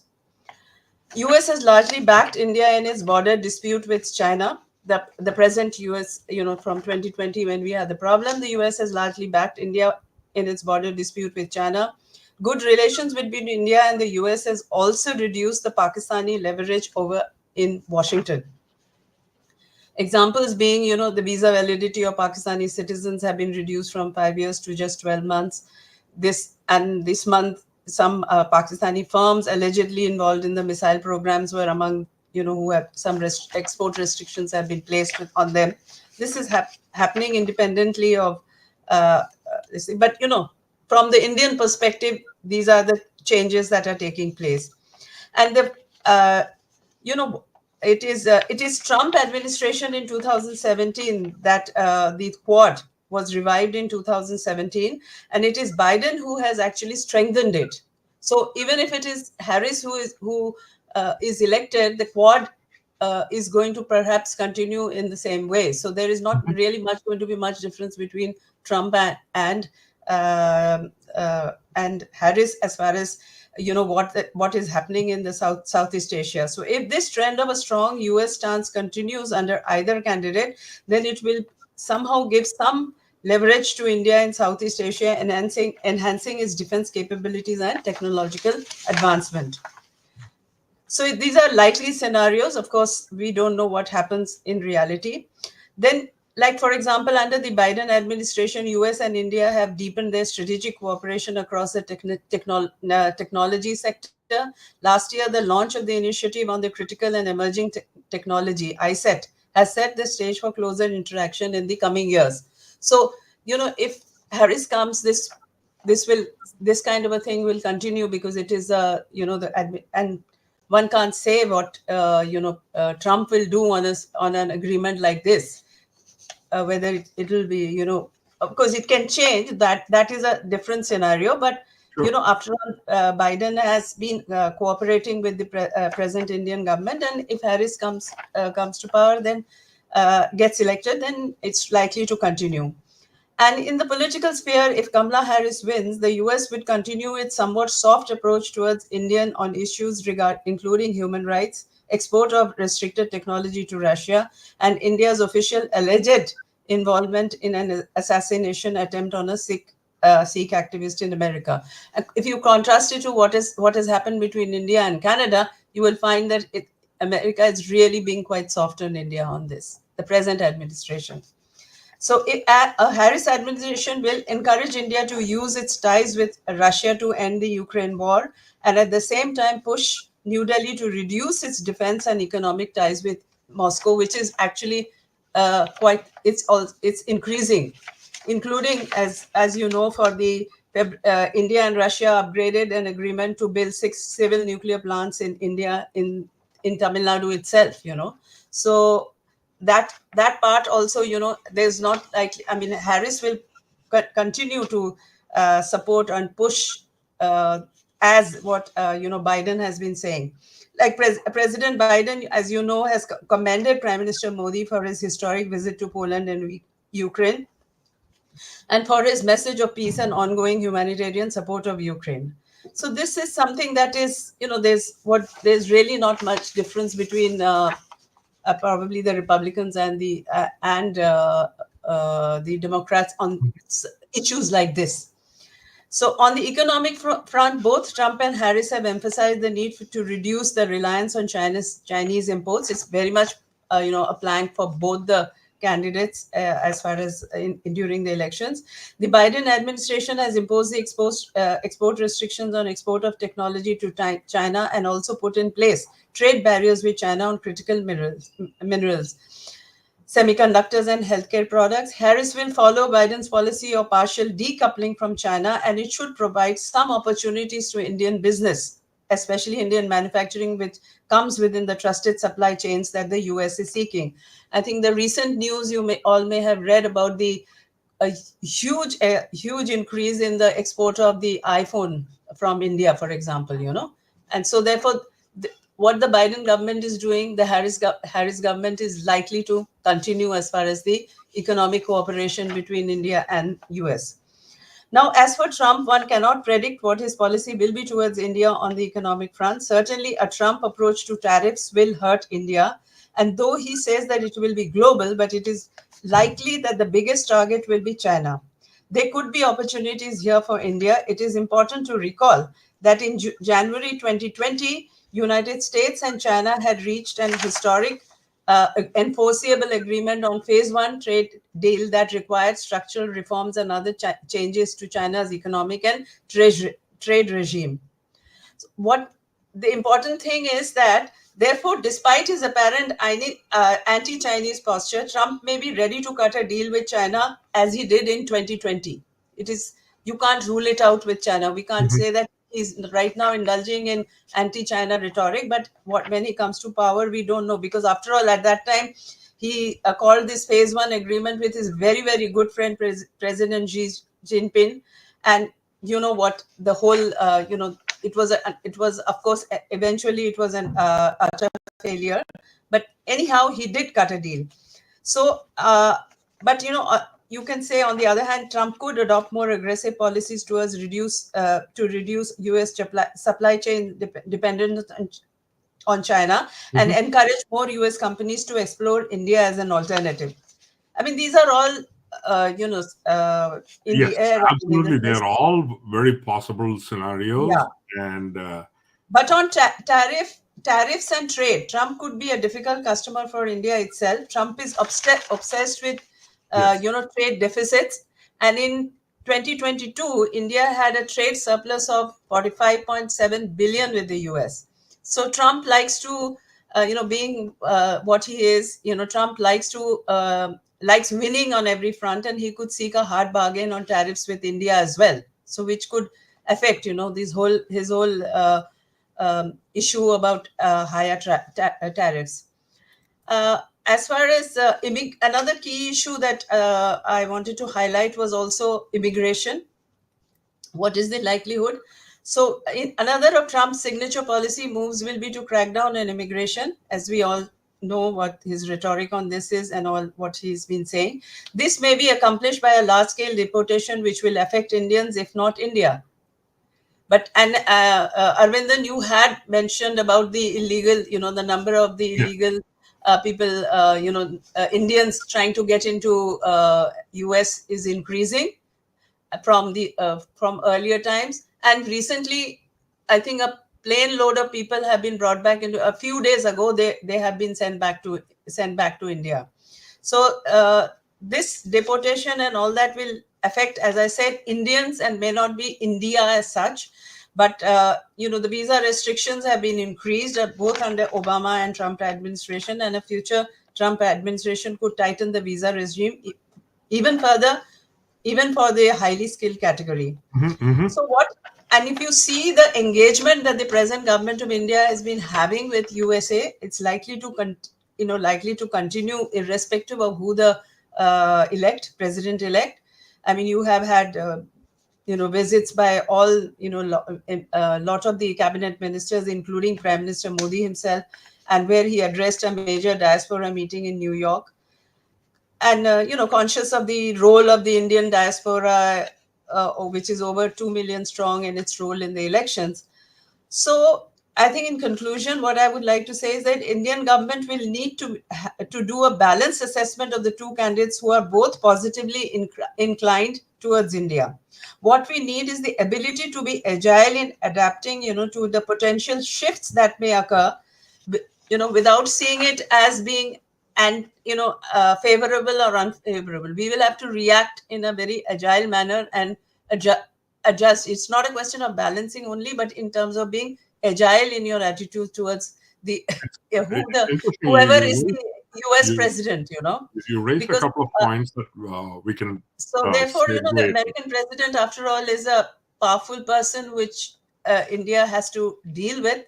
So whoever is it, that's what I feel, that in these areas, India will have to be basically deal with them in a way, react and be agile about how to deal with the US, the president who is elected. Thank you very much. Sure. And okay. You did raise a couple of points there, and this is interesting. Like, while Indian Americans are now support some, right, not all, but quite a significant number, I would say. Even if it is 15-20%, that is quite a number, and it can sway elections, particularly when we are talking about razor-thin elections. While immigration is a big focus for Trump, and while he often talks about illegal immigration, but what he can actually control is legal immigration. Because illegal immigration, they're not asking his permission to come to the country. Yeah. The only people asking the country's permission to come are the legal immigrants. And the Wall Street Journal reports that the second Trump administration will curtail legal immigration more, and which is H-1Bs, which is people applying visas for green cards for their parents or siblings. That will be further controlled, because this is the one that they can actually control. Yeah. Because you reject an application, that person is kind of not going to come in. So he is a very xenophobic, anti-immigrant person. There is no two opinions about it. And this is where it is interesting to see the attitude of immigrants in general. By and large, like say when Hispanics voted nearly 30% for Trump, and now they're coming close to 36%, it is not unheard of amongst immigrant communities, people who have either become citizens and all, to say, oh, I am done, I am settled, and now I am an American. As an American, I am concerned about immigration, and I don't want to see further immigration. While this may be hypocritical, this may be counterintuitive, but this is reality. Immigrants who have become citizens not infrequently become hostile to further immigration. Yes, I totally agree with you, Aravindan, on this. And this is a very surprise. And this is where we should, when we talk about the rise of Trump or Modi and Viktor Orban, and then so these are different shades, right? So we can't put Viktor Orban, Trump, and Modi all in the same basket. Probably I will put Trump and Modi together more than I put Viktor Orban or Putin into the same basket. So let's just talk about Trump and Modi, right? Because they are leaders who come to power through free and fair elections. Whether we like them or not is immaterial. Modi has earned the mandate of the country. We have to respect that, and we have to agree to that, right? It's a free and fair election that happened. One can say about the propaganda machine, one can talk about the WhatsApp bots army that was used, so on and so forth. Those are all techniques that is open to any opposition party. And anything that Trump does with the media, how he plays the media, that's just his genius. You can call him a diabolical genius. That's a different matter. So this is where I want to briefly talk about, we think of both countries as democracies, right? The largest democracy and the oldest democracy.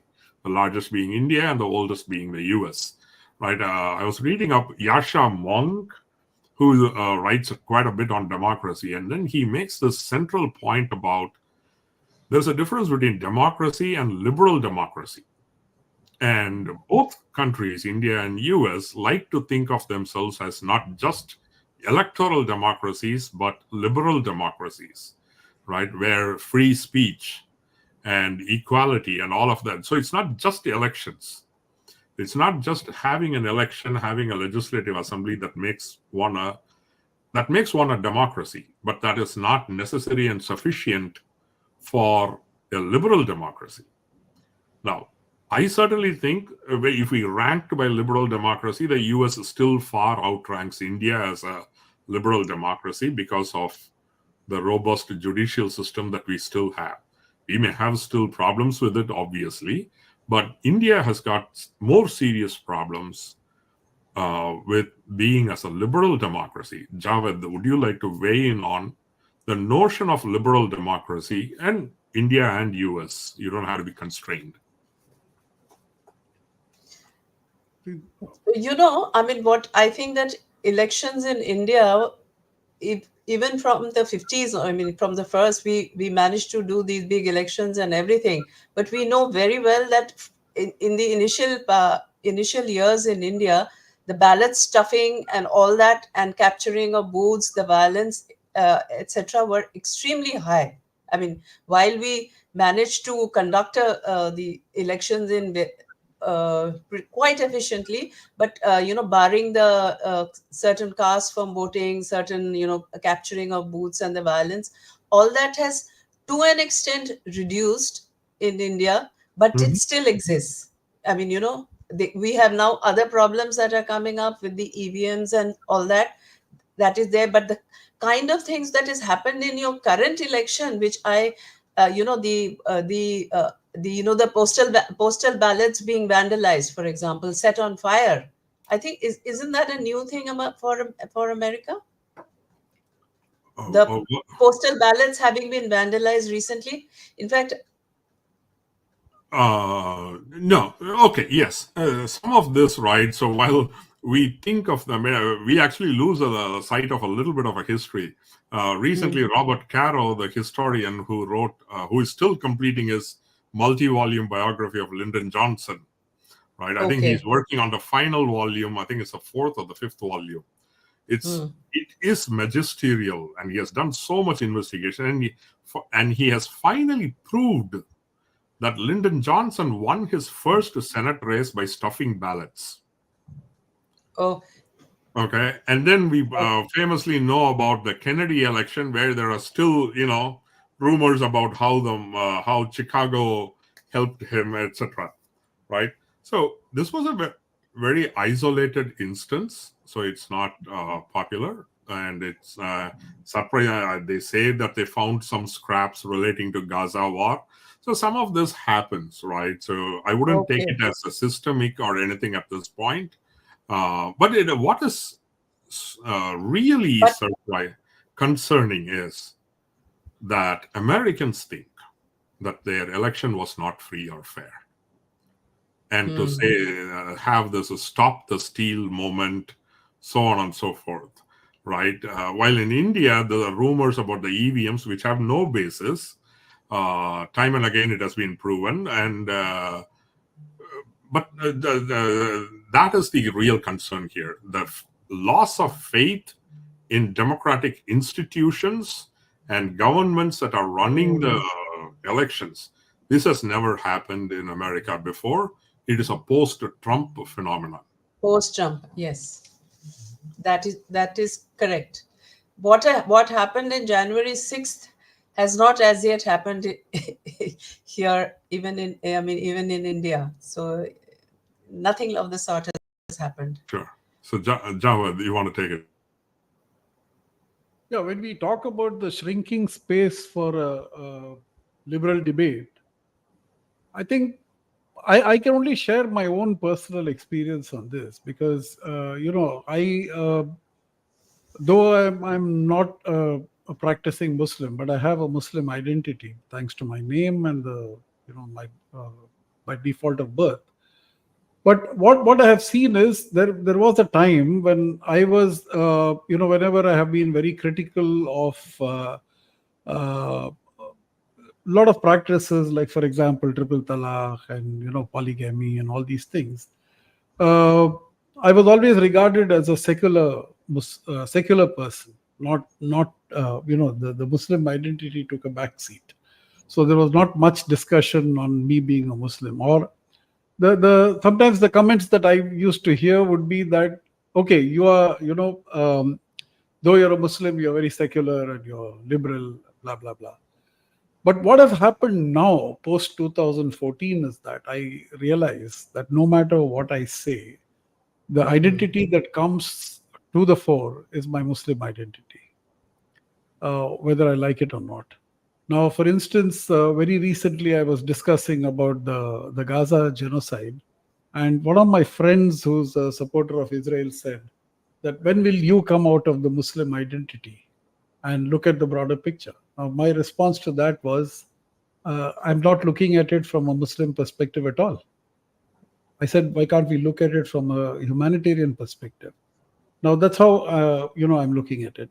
But the problem is that is the kind of the discussion, the quality of the debate, the discussion has narrowed down to one's religion. It's never about a person being able to take a stand, dehorse the religion or the community to which he or she belongs.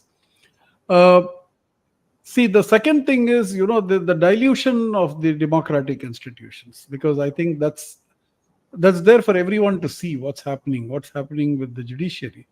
What happened to a man like Stan Swamy, who was even, refused to be given a sipper, though he was suffering from Parkinson's disease and he died in jail. What happened to G.N. Saibaba? What's happening to Umar Khalid?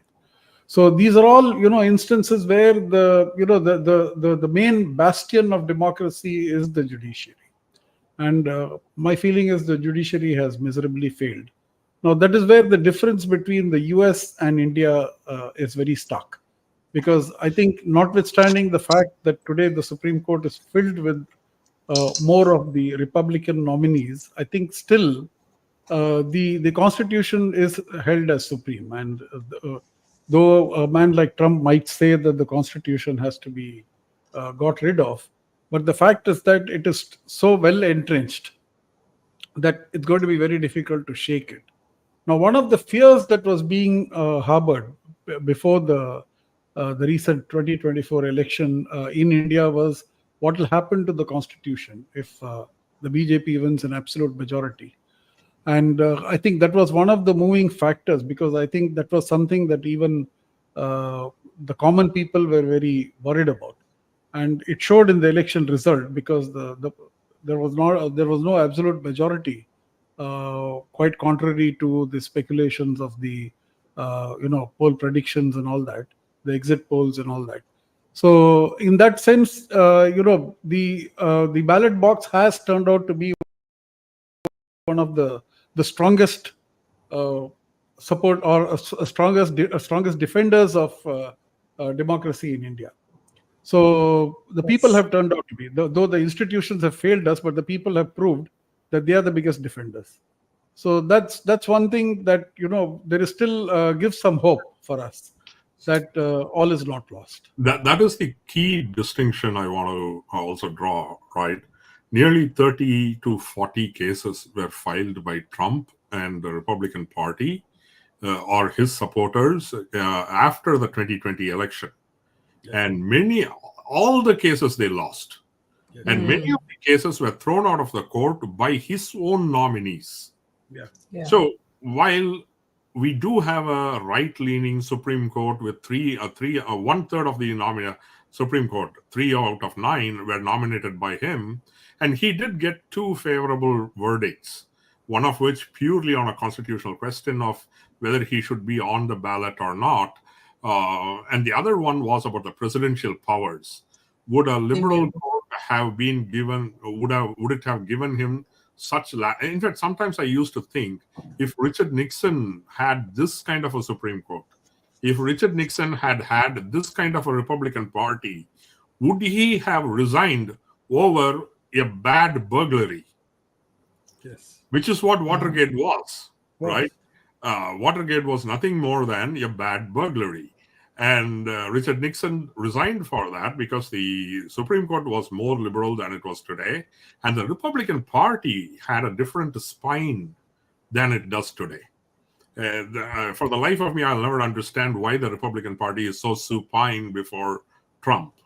So that's the institutional difference. And this is where the second Trump term, and I think, Mandira, you also referred to, was it Swapna who spoke about the cabinet of Trump, right? And this is where there is fear that in the second Trump administration, nobody with a spine who will say, don't do this, will be around him. So that's exactly what I had pointed out, because that would be the difference between Kamala Harris and Donald Trump. Yes. Trump will have, because he fired practically everyone who served under him the last time, many of whom are now saying, don't vote this guy into power the second time. So he's going to, yet another, last time at least around, while what happened is when people like John Kelly or even Rex Tillerson, the CEO of Exxon, when they came to serve the administration, and Romney auditioned for a post of the Secretary of State, while none of them really liked Trump, they felt, well, this is the man the country chose. Let's go work for the administration and ensure Republican agenda gets fulfilled and hold him back from the worst impulses. This is a service to the nation. This is how people like Romney, people like John Kelly, people like Rex Tillerson went into the administration. And eventually, Romney didn't even get the job in the first place. And people like John Kelly were all fired. At the end of it, during the end of his administration, he only had yes men around him. Many of them were men. I can't remember. Maybe a few, one or two women were there. So many are scared about what kind of a cabinet Trump would have and whether the American faith in the guardrails of the democratic institutions. See, that is where the dispensation in India is now dangerous. And this is the part where Yasha Monk also draws an attention to. He says no longer people are going for gun-toting coup, military coup. That's old style now. The new style is co-opting the democratic institutions and making them do your bidding. Yeah. Right. And this is where probably Narendra Modi has a far bigger success than Donald Trump has had.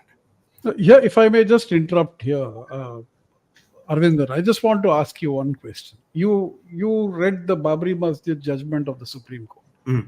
5 judges ruled, right? Not as detailed as perhaps many. Perhaps not, but you're aware of the judgment, right? Now, see, let me again clarify here, because of my Muslim identity, I have to clarify here that I'm very happy with the judgment, because if the judgment had gone the other way, there would have been a lot of bloodshed. And by and large, the Muslim community has accepted that judgment and are very happy that, a Ram temple has come up there. But my question to you is this.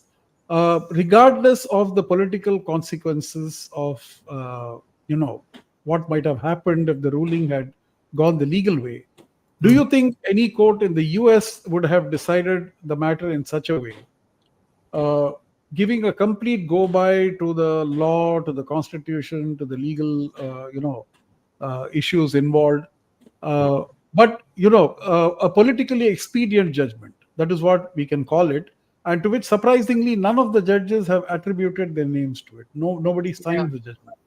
So my question is, if you compare US and India as democracies, would you say that such a thing could have happened in the US at all, at any point of time? I'll clarify this, okay? While, like say, take Roe v. Wade decision. Remember, Roe v. Wade, while we may dislike the decision, this overturning of Roe v. Wade, we may dislike it, hate it, whatever. Roe v. Wade was always called a contentious decision because they used a very technical interpretation of the word privacy to give that ruling in the first place.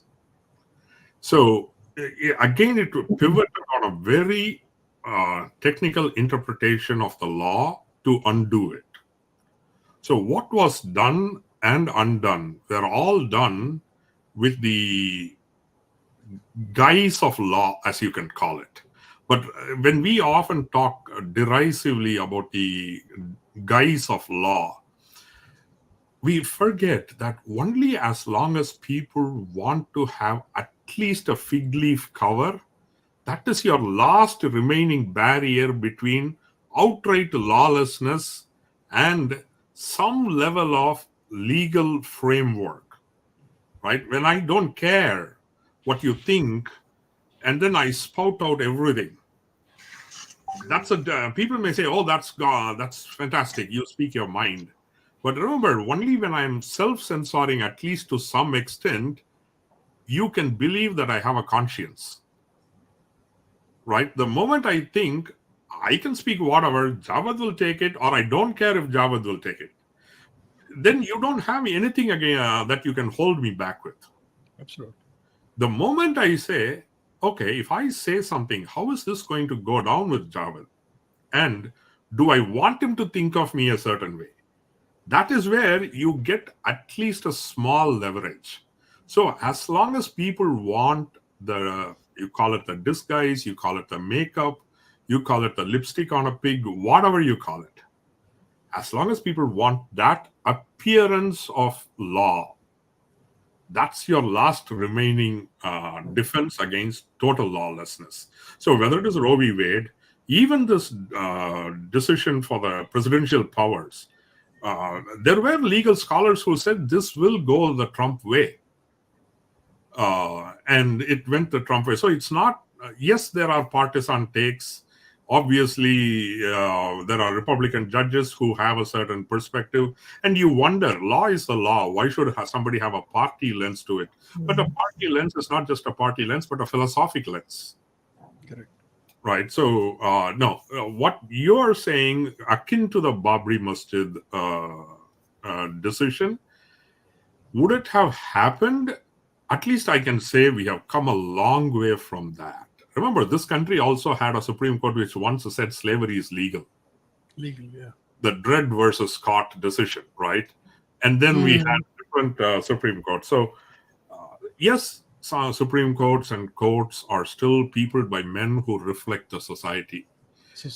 But I would like to think we have come a long way from legalizing slavery, which I don't think is the case with India. When you see the central government is making a case at the Supreme Court saying marital rape is not rape. Yeah. Right. And the reasons they give is mind-boggling. So I do think is there always, right, there is hope. If anyone looked at America in 1968, Yeah. Right, who would have found hope? And I think was it you or Mandira was talking about, did this level of repression of the student activity happen? It was worse in 1960s. Yeah. The Vietnam War, which is where the Kent University shooting happened. So it was more violent, and the repression also was more violent, particularly during the Nixon regime before the stopping of the Vietnam War. So if somebody looked at from 1968 to 76, one would think that we lost a war. The Vietnam War, and then the economy was in shambles, and we had riots for a major party in the convention. A party presidential candidate was assassinated few years after his brother, a sitting president, was assassinated. And the leading voice of the African American movement, Martin Luther King, was assassinated. You just look at 62 to 68, the key assassinations alone will tell you that people would have lost hope at the US. And yet we went on from there to become a different country, and in many ways a better country. With India, is there hope? Obviously there is hope. There is always hope. Right? Yes. And on that note, I'll give it back to you and Mandira for some concluding remarks, and then we'll conclude. Mandira, would you like to go first? Vis-a-vis the present election, or you want me to speak on the election, or just overarchingly, if you want, like a concluding remark as to what we think of democracy and where we are today, and where does India or the US go?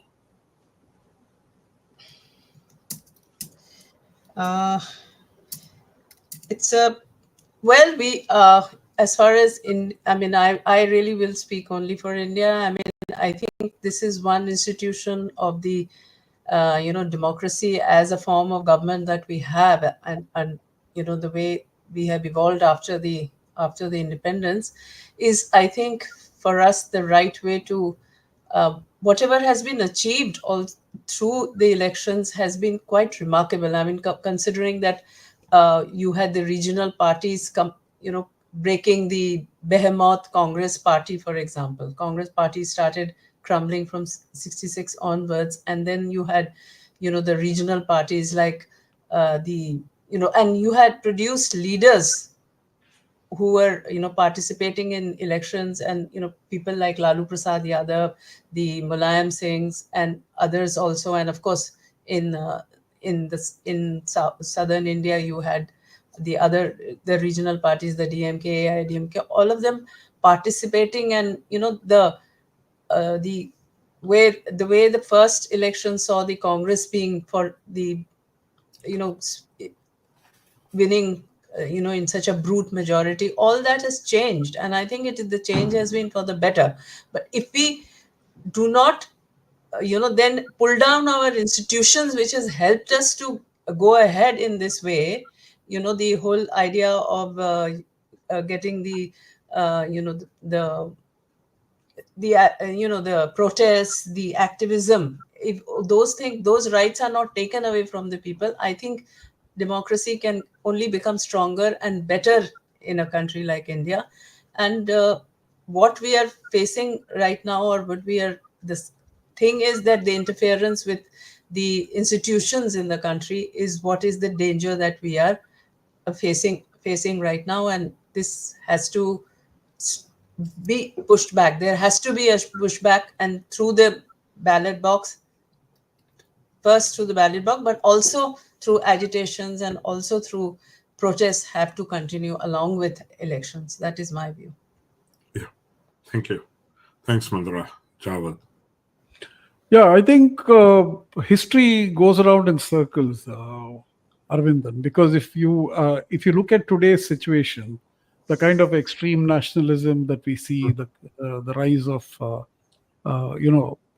extreme right-wing ideologies, for that matter, even extreme left-wing ideologies are equally dangerous.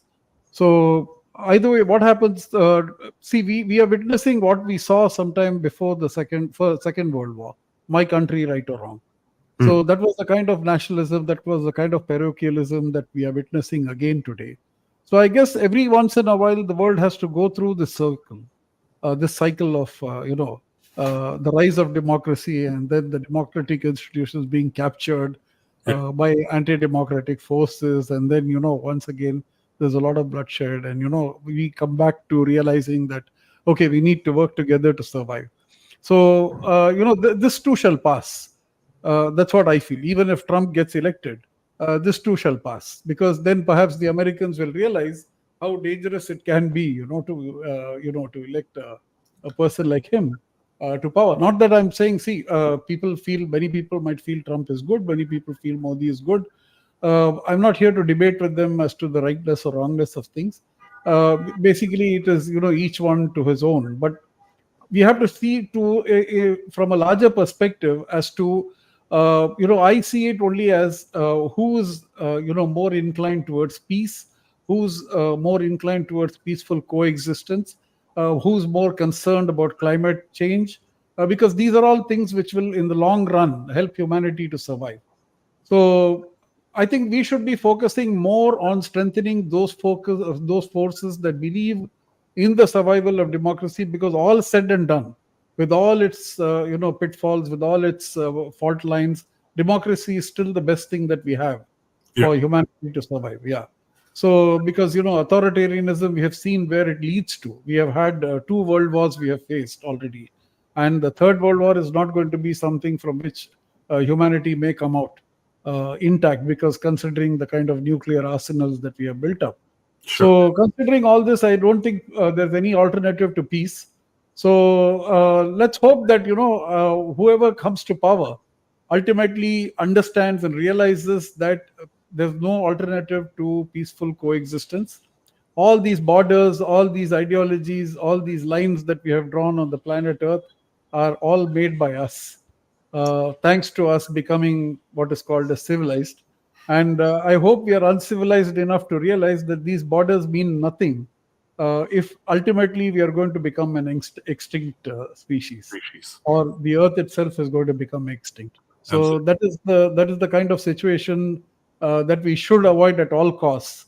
And let's hope that good sense prevails everywhere, and we all learn to live together in peace, work together in peace. There's, as somebody said, there's enough for everybody's need, but there's never enough for anyone's greed. I think. But yeah. So I think once we understand that, our needs can definitely be met, and the more we share, the more we will be growing, and the more we'll be flourishing. I think that's something that we need to understand. So, whether it is corporate greed or whether it is political brinkmanship, whatever it might be, ultimately it's the survival of humanity that matters. So let's hope for the best. That's all I can say. And thank you for this opportunity. Absolutely. And what I'll say is, seeing before the first general election in India, Nehru wrote to the chief ministers, and it's a wonderful letter that said, we have to understand that losing is part of democracy, and we should accept if people vote against us. And I wondered, he was writing that just before the 51 general election, 1951. And in 2020, we had a president in America who questioned that very premise, and now thinks that unless he wins, the election is not fair. Yes. And sometimes I wondered, how did India even once have a prime minister like Nehru? You look at what's happening today, and then you wondered, how did this meat-eating Kashmiri Brahmin and Anglophile become a much-loved prime minister, a much-loved, much-admired prime minister, and a secularist to the core, where he never minced his words and said, India will not become a Hindu nation as long as I am alive, or as long as I am there. Aravindan, what I want to say is that Nehru, people forget, that Nehru had such a long career in politics, where he was organizing farmers, he was doing all that. People think of him only that he went to Eton and he went to Cambridge and he came from a well-off family. The agrarian crisis in Uttar Pradesh. Yeah, so all that he had done before independence. And against British repression. That time he was organizing. So therefore, when he became, so people have not gone through what his political career was. So Absolutely. he was an activist. He was actually an activist down who struggled, and he became what he became. How did he ever know in the 20s that, or the 30s, when he was active in politics, that the British were going to leave in his own lifetime? There are many people who died before the British left. People who didn't see independence. Yeah, sure. So my point is that democracy is not a destination, right? Which is why India thought in 1964, May 27th, when Nehru died, here we are, a liberal democracy, secular country, the ideals of brotherhood firmly enshrined. And Absolutely. We thought with the election of Barack Obama, we have reached what people thought, a post-racial presidency. And then we elected a person who used race as a linchpin argument, right? So democracy is not a destination. Every generation has to renew it, and there has to be a vigorous ideological debate.